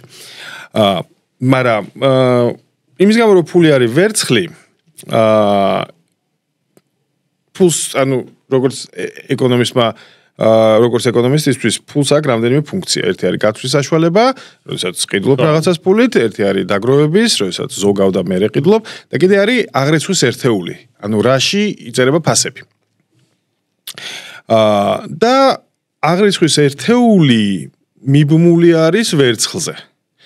შენ თუ შეამცირებ ვერცხლის ოდენობა, ამითი რას იმაშვები, ხო? შენ ამცირებ ვერცხლის ოდენობას ფულში, ამცირებ ფულის ფასს, ხო, მაგრამ მეორე მხრივ ყოველ ჯერზე როდესაც მეფე ადგება და გამოაცხადებს, რომ აი მოდი დღეს რაღაცა ერთ გირვანქაში იყოს არა 360 გრამი, არამედ მოდი იყოს 240 გრამი, შენ რეალურად 1/13-ს ართმევ იმას. ოღონდ ეს ხალხი, ვისაც ძველი ვერცხლის მონეტები აქვს, უნდა მოვიდნენ ზარაფხანაში, ჩააბარონ ძველი მონეტები, ის ზარაფხანა გადაადნობს ამ ძველ მონეტებს, გამომუშვებს ახალ მონეტებს, მისცემს და იტოვებს ფულს. ბრასაჟი არის მომსახურების ღირებულება, რომელიც დაბალი იყო და არის სენიორაჟი, რომელიც მიდიოდა მეფესთან. ანუ მეფე ამით შემოსავალს იზრდიდა ინფლაციის ხარჯზე. Okay? რომშიც დაახლოებით ეგ ხდებოდა, ანუ ყოველ ჯერზე მაშინ ოქროს შემცველობა, ოქროს მონეტებიც იყო, თქვა სოლიდუსები, ხო? მაგრამ ძირითადი იყო სესტერციები და დენარიუსები, ხო? ვერცხლის დენარიუსები. ამ დენარიუსებში ვერცხლის შემცველობა მცირდება მე მგონი 4%-მდე დავიდა, ანუ თუ ადრე იყო, თქვა 95 სისუფთავის ვერცხლი 4%-მდე დავიდა, აი დიოკლეტიანემდე ესა. სწორედ იმიტომ რომ შემოსავალი გაიზარდო, მაგრამ ფასებიც იზრდება ამ დროს, რატო? იმიტომ რომ მე თუ ვაჭარი ვარ და შენ მოდიხარ ჩემთან ახალი, უფრო პატარა, ცოტა ვერცხლიანი მონეტებით, მე გეუბნები შენ ან მეც მიხდი, ან ძველი მონეტები მოგა. ძველი აღარ მაქვს, ამიტომ ახალში უფრო მეც გახდევინებ ვიდრე ძველში და ამიტომ ეს ფასები გაიზარდა. დიოკლეტიანემ სცადა რეფორმა გამოუშვა ახალი ხარისხიანი ვერცხლის მონეტები, მაგრამ მაგან დაუშვა შეცდომა ის, რომ ძველი მონეტები არ ამოიღო მიმოქცევიდან. და არის ეგეთი გრეშემის კანონი, რომელიც ამბლებში კოპერნიკუს ის არის მოგონილი, კოპერნიკუს ძალზედ იყო მონეტარული ტრაქტატი აქვს მას, გარდა იმისა, რომ ჰელიოცენტრული სისტემა რაც ჩვენ ვიცით, რომელიც რეალურად მაგის ბოლო წიგნია, გამოუშვა და რამდენიმე თვეში მოგვდა. მაგას აქვს ეს მონეტარული ტრაქტატი და ეს გრიშემის კანონი, რომელიც ამბლებში კოპერნიკის არის, ამბობს, რომ ცუდი ფული განდევნის კარგს. ანუ მე თუ მაგ არჩევა, თქვა ჯიბეში მაქვს კარგი ფული, ახალი ვერცხლის და ცუდი ფული. და იდეაში ორივე მიმოქცევაში თანაბარია, ხო? რა თქმა უნდა, ცუდ ფულს გამოვიყენებ რაღაცების საყიდლად და ამას ბოდიში და მოვჟმოვთავ და არ იმასვიზავ. და ყველა მაგას რო აკეთებს, ნელ-ნელა ეს ახალი გამოშვებული დიოკლეტიანეს ახალი გამოშვებული ფული დაილექა. იმიტომ რომ არის არ უნდა მისი დახარჯვა და ისევ ძველი ფული დარჩა. ამიტომ არის როგორც შენ თქვი, ეს რაღაც უარესი ის იყო. და მანამ სანამ კონსტანტინემ არ მორიგი რეფორმა არ განახორციელა და ძველი ქვია დაბალ ვერცხლიანი ისინი არ ამოიღო, მანამდე არ გამოსწორდა სიტუაცია. ოღონდ მე მაგის სოლიდუსი რამდენიმე საუკუნის მანძილზე გამოიყენებოდა, იმდენად ხარისხიანი იყო ეს. კი, ცოტა შორის ეს საინტერესო არის, რომ აი ამ იმპერატორების გატარებული რეფორმების უკან ვეახალხი იდგა, ანუ ეს მოხელეები, ვინც ამას მუშაობდნენ, რომ აი ეს პოლიტიკა სწორად შეემუშავებინათ ხოლმე, ხო? იმიტომ რომ რამდენად რთული იყო ხა იმ დროშია ეს გაკეთება, ხო? ხო, მაგრამ ეგ ხო ყოველწეგრე არის, ანუ ნაპოლეონის კოდექსი, ნაპოლეონს ეძახიან რომაულია, მაგრამ იუსტინიანეს დგესტებს ეხლა. ხო, მაგრამ მაგაზე მუშაობდა კამდესუ კი არა და კამბასერესი. ხო, კამბასერესი, დირექტორი ისისა, ხო? რეალურად მაგის დაწერილი არის. თუმცა ეყრდნობა იუსტინიანეს დგესტებს. თუმცა ხო, ისისა. თვითონ მაგაზე ესეთი მითიც არის, რომ ნაპოლეონი ციხეში იყო გარკვეულ მანძილზე, როცა რობესპიერები დაიჭირეს და ნახოცეს, ხო?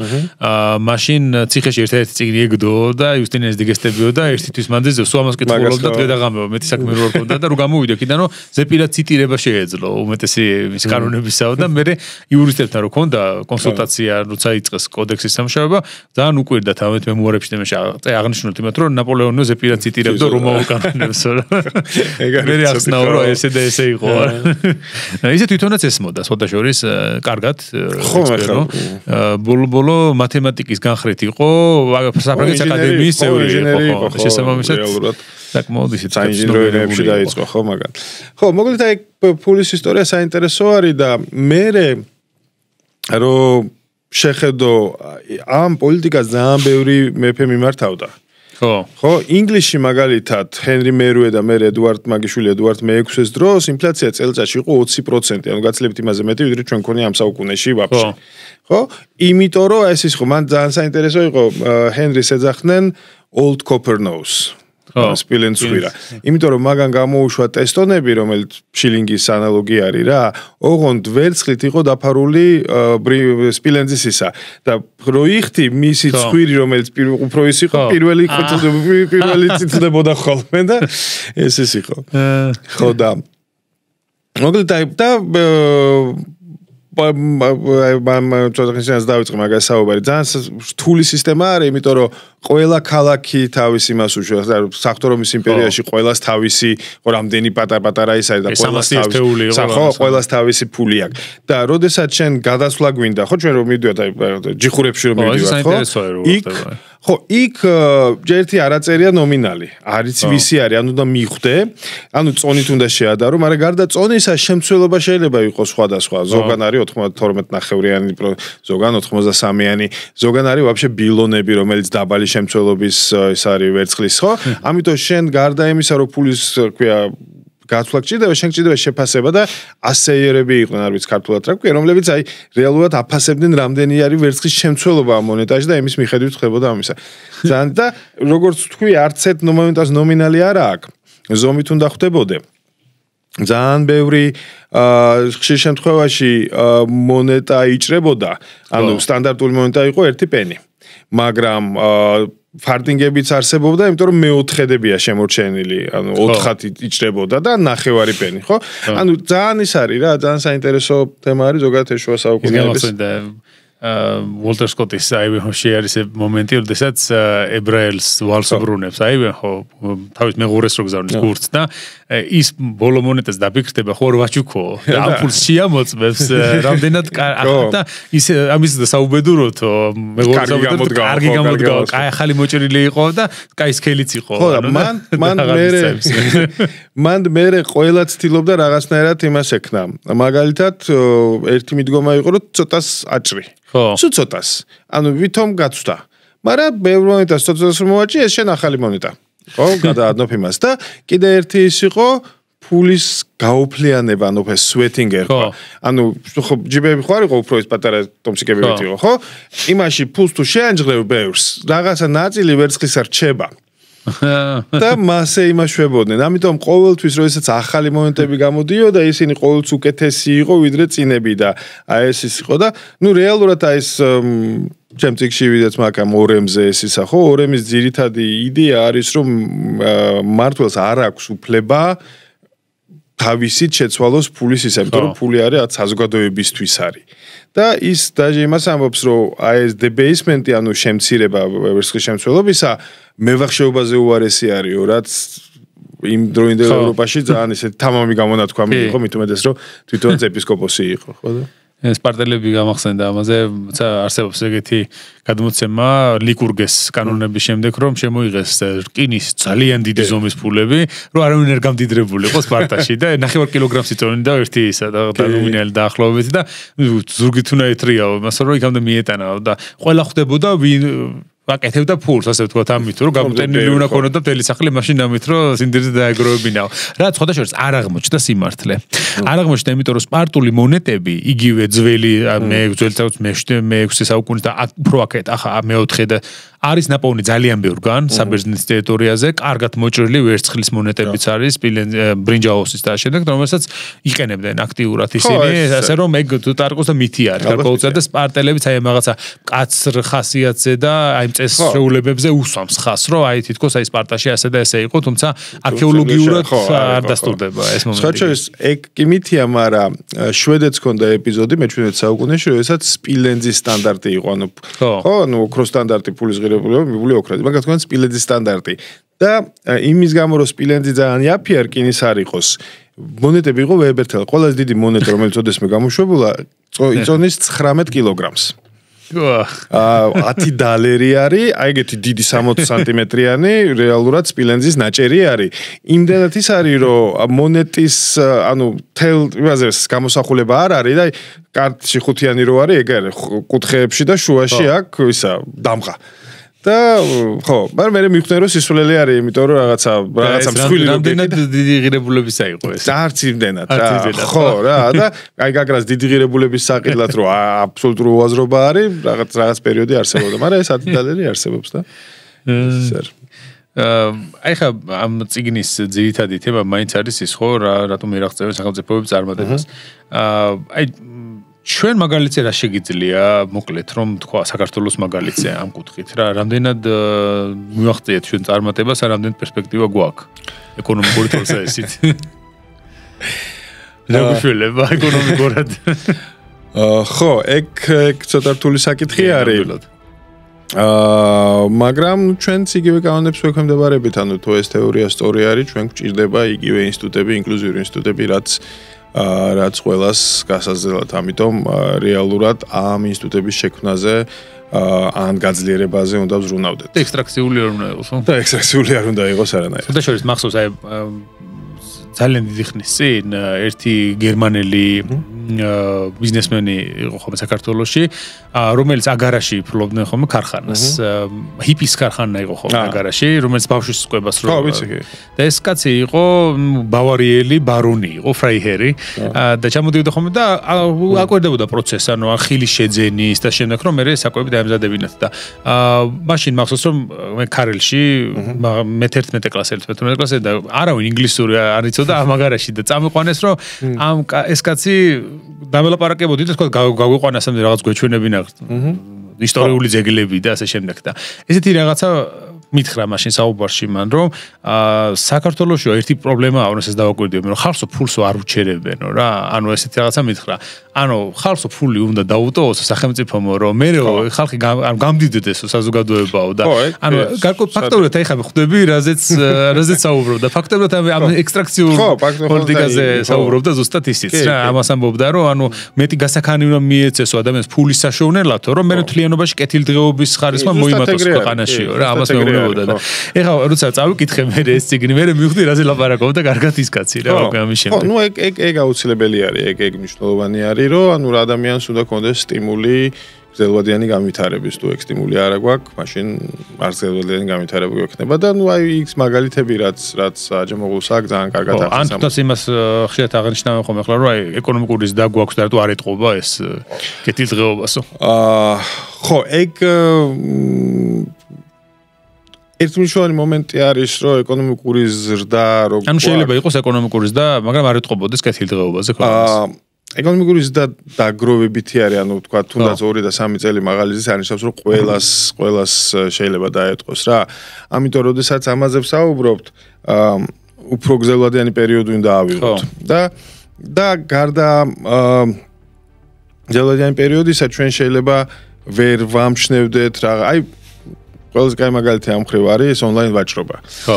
Amazon-ი არსებობს მე წინა საუკუნის ბოლოდან, ხო? ანუ 2002-ში, 3-ში შეგეძლო Amazon-ზე რაღაცეების ყიდვა და Amazon-ი აგზავნიდა უკვე საქართველოში. ხო? მაგრამ ძალიან ცოტა იყო ხალხი, რომელიც იყიდა რამეს Amazon-ზე. გავიდა დრო და ეს 2000-იანების ეკონომიკური ზრდა მაშინაც ის იყო რა, ამ ხელას და არის და რატო არ გეტყობა, მაგრამ სინამდვილეში შეიქმნა გარკვეული ფენა, რომელსაც უკვე შეეძლო გამოწერა მასაში და ამიტომ შეიქმნა ეს USA to Georgia-ები და ეგეთი ისინი. იმიტომ რომ მარტო მაშინ შეიქმნა, როდესაც დაგროვდა რაღაც კრიტიკული მასა. პატარა ჯერ, მაგრამ მაინც რაღაცა საშუალო კლასი, საშუალო ფენა, რომელსაც ჰქონდა ეს ისა. ხო, აი ეგეთი რაღაცეები უფრო აჩვენებს ხოლმე, რომ ეკონომიკური ზრდა მაშვება რა. და ანუ მანდ კიდე სხვა რაღაცეები არის მნიშვნელოვანი, რაც ეკონომიკური ზრდასთან მაღალ კორელაციაში არის, ანუ რაღაც სიღარიბის შემცირება, ჩაგვრის შემცირება, ბავშვთა სიკვდილიანობა, ერთ-ერთი ყველაზე ისეთი ტრაგიკული რაღაცა, რაც შეიძლება არსებობდეს. ძალიან უარყოფით კორელაციაში არის აი ამ შემოსავალთან და ზრდასთან. ხო და აი ეგეთი რაღაცეები რეალურად უფრო ანუ შიგნით რო ხარ ისე კარგად არ ჩანს და თქო გარედან რო ხარ შეიძლება უკეთ ჩანდეს, ხო? ახლა ბოლო პერიოდის ზრდა რაც გვაქვს ძალსაღად დაკავშირებული არის თან უკრაინის ომთან და მიგრანტებთან რომელიც აქ შემოვიდნენ და დიდი ნაწილი ამ ზრდისა არის მათ გამო. რაც იმას ნიშნავს, რომ შეიძლება ყველამ ვერც ვერის არგებლობს იმით. ხო, ვერის არგებლობს ამით, ხო. ხო, კი ბატონო, მას დაახლოებით ესეთი წარმოდგენა მქონდა ამ საკითხზე.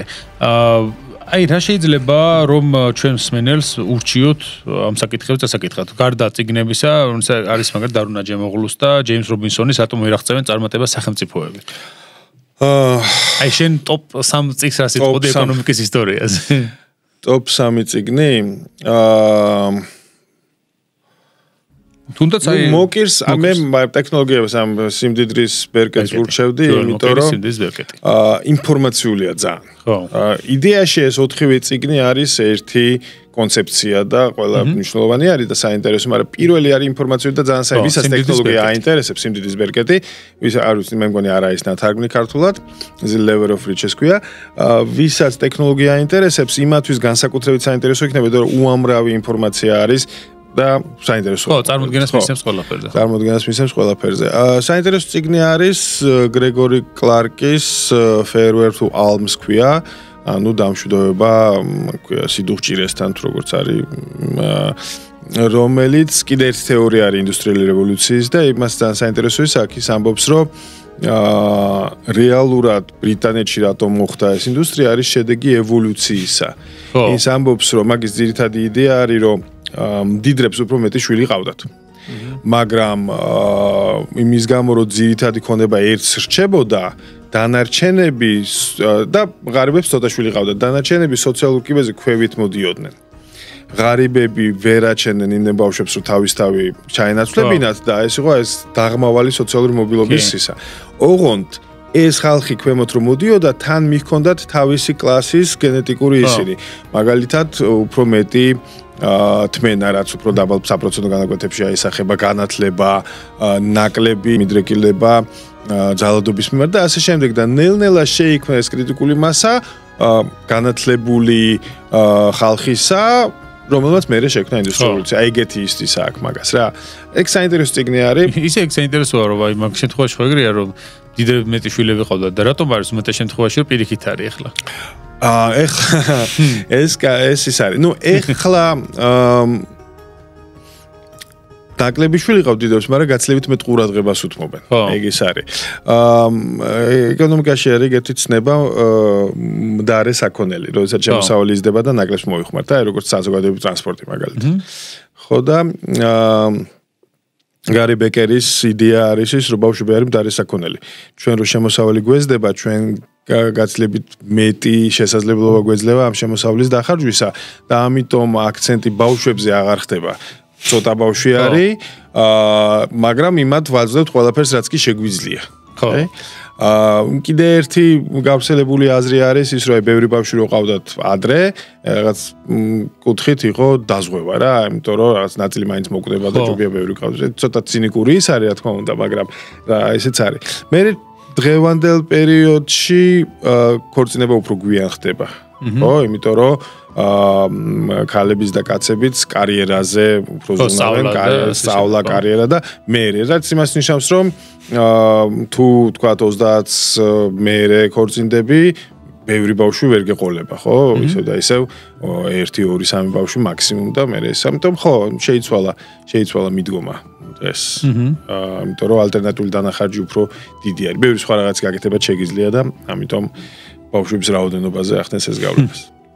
აი, პრინციპში სამეულით შეიკრა რა, წიგნებისა, ესე გამოვიდა. მაგრამ სინამდვილეში ძალიან ბევრი წიგნი არის. ძალიან ბევრი წიგნი არის, ძალიან ბევრი სკოლა. ძალიან საინტერესო წიგნი არის. ფოგელის და მეორე არ მახსოვს, Time on the Cross ქვია. არის ამერიკის სამხრეთ შტატების მონობაზე. და ძალიან ისეთი კონტროვერსიული წიგნი არის, წინააღმდეგობრივი იმ თვალსაზრისით, რომ ის ამტკიცებს და მაშინ ამას არავინ არ ფიქრობს, მაგრამ ნუ მიდგომა მონობის ინსტიტუტისადმი როგორი არის, არაეფექტიანია. და ის ამბობს, რომ პირიქით ძალიან ეფექტიანი იყო სინამდვილეში.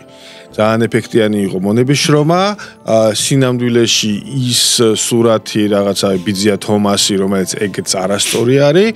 და 60-იან წლებში 70-იანს დასაწყისში დაიწერა ეს წიგნი და ძალიან დიდი ესეთი ვნებათა ღელვა გამოიწვია მაშინაც და საინტერესო არის. ოღონდ ეს ემპირიული არის.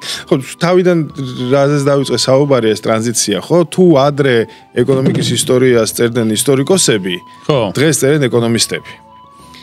ანუ დღეს ეს მოკირიც, ეს აჯემოღლუც, ეს კლარკიც, ეს ყველანი არიან ეკონომისტები, რომლებიც დაინტერესებული არიან ეკონომიკის ისტორიით. მაშინ როცა ბროდელი არ იყო ეკონომისტი, ის იყო ისტორიკოსი, ხო? და ეკონომისტები ამასთან ერთად იყენებენ მთელ ინსტრუმენტებს, რომელსაც ისტორიის შესწავლის, რომელსაც იყენებენ კლიომეტრიკა არის ეგეთ რაღაც, რომელიც არის ეკონომეტრიკა, ეკონომიკის ისტორიისთვის, ასე ვთქვათ, ხო? რაც მონაცემების შეგროვება შეიძლება, შეფასება შეიძლება, ამას იყენებენ. იგივე ეს კლარკი მაგალითად ძალიან აქტიურად იყენებს, ან არა მარტო კლარკი, მაგრამ ეს ისა არქივებს.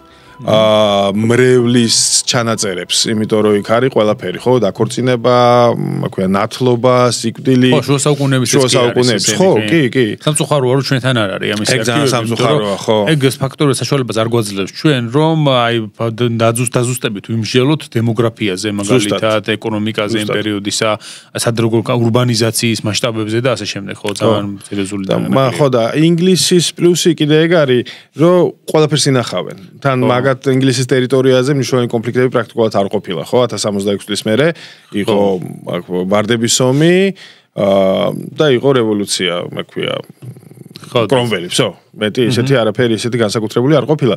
და ის კარგად ჩანს იმაში, რომ აი ცენტრალურ ბანკებს ან სტატისტიკის დეპარტამენტებს თავის ვებგვერდზე აქვს ხოლმე ინფლაციის კალკულატორი რა და რამდენად უკან შეგიძლია შეადარო ფასები დღევანდელობას. მაგალითად, აი საქსტატს უდევს ფასების რაღაც 1980-იანებიდან. ხო. ინგლისის ბანკს ინფლაციის კალკულატორი ეწება 1209 წლიდან. ანუ მეცავე მაგნა კარტამდე. ხო, ან უმიწაწყლოდან იწყება. ხო, უმიწაწყლოსი შეგიძლია შეადარო ფასი როგორ შეიცვალა ფუნტის ღირებულება 1209 წლიდან დღემდე. რაც ძალიან მნიშვნელოვანი რაღაცა არის, ხო? იმიტომ რომ მაგათ ყველაფერი აქვს და ამიტომ ძალიან ხშირად, როდესაც ეკონომიკის ისტორიას სწავლობენ, ეყრდნობიან პირველ რიგში ინგლისს, იმიტომ რომ ინგლისში პრაქტიკულად ყველანაირი დოკუმენტები. ხო, მე სოთაშორის ერთ წიგნს ვახსენებდი კიდე, რომელიც დღეს ისეთ რაღაცებზე ვილაპარაკეთ ჩვენ, რომ მე მგონი ისიც უნდა წაიკითხოს სვენელმა. ეს არის ჯარედ დაიმონდის წიგნი, თოფები, მიკრობები და ფოლადი, იმიტომ რომ აი ზუსტად რაზეც საუბრობდით ჩვენ, თუნდაც აი როცა ვადარებდით ერთმანეთს სხვადასხვა გეოგრაფიულ სივრცეში მცხოვრებ ხალხებს და ცივილიზაციებს, რომელი უფრო განვითარდა, რომელი უფრო არა და ამას მაგალითად რომ ჰიპოკრატე ხსნიდა იმით, რომ იქ რო ცხელა ზარმაცები არიან და შემდეგ ხო და სხვა შემთხვევაში როგორ შეიძლება კიდევ აიხსნას, აი ამ წიგში ამას უპირისპირდება გარკვეულწილად ამ მოდელს, აი ადამიანები სად უფრო ჭკვიანები არიან და სად უფრო განვითარებულები, როგორ უნდა მოხდეს ამის განსაზღვრება. ხო, მაგის იდეა არის, რომ აი ევრაზიაში უფრო მეტი სახეობა იყო, რომელთა მოშინაურება იყო მარტივი, ხო? ხო. მაგას ძალიან საინტერესო ის არის, ანუ ცნობილი ის არის ფაქტი, რომ მაიას არ ქონდათ ბორბალი.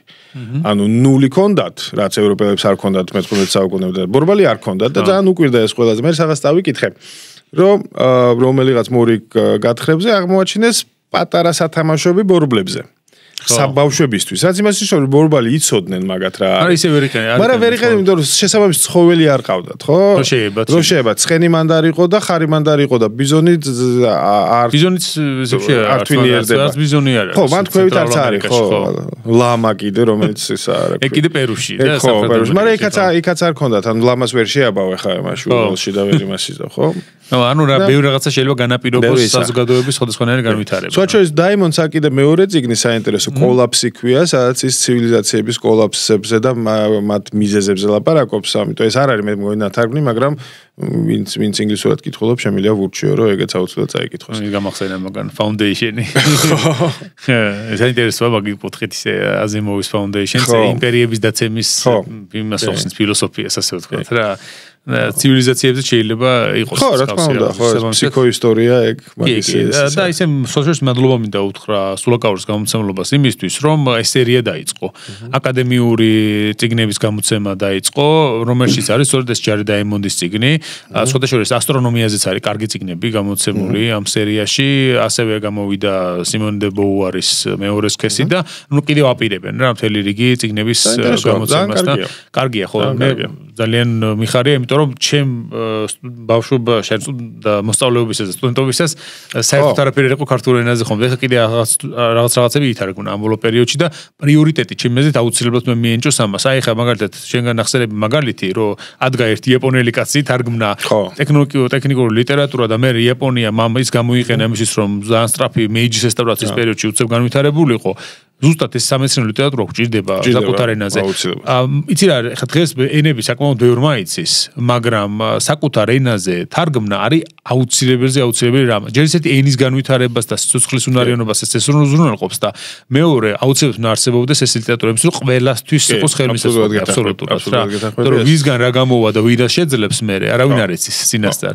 ასე რომ მე მივესალმები ყველა გამოცემლობას მათ შორის არტანუჩსაც, სულაკაურსაც და სხვებსაც, ვინც ამას აკეთებენ. და ხო შენი წიგნიც ურჩიოთ ეკონომიკის ისტორიის ქოლიოები. წინაზე ურჩიეთ უკვე და ბარემ ახაც ვიტყვით რომ აი ხა ეკონომიკაზე მინდა ცოტა გვაქვს დასაკეთეთ და საქართველოში როგორ შეიძლება რომ არ ვთქვათ ეს წიგნი რომელიც გამოსცა ბათუმმა ხო ბათუმის გამოცემლობამ გამოსცა არის კიდევ ეს გამოცემლობა მე მგონი აი ხანი აღარ შემოხვედრია ერთ და პალეთ არ ვარ დაწუნებული ხო შესაძლებელია მაგრამ მე მახსოვს ბევრი კარგი წიგნი თავიზოზე გამოცემული მათ შორის ეს წიგნი მადლობა ძალიან დიდი სტუმრობისთვის საინტერესო საუბრისთვის ჩემთვის ძალიან საინტერესო იყო იმედი მაქვს რომ სტუმრებისთვისაც და მსმენელებისთვის ჩვენი მომავალ ეპიზოდამდე გემშვიდობებით და არ დაგავიწყდეთ პოდკასტის გამოწერა და მოწონება რა თქმა უნდა დიდი მადლობა ნახვამდის ნახვამდის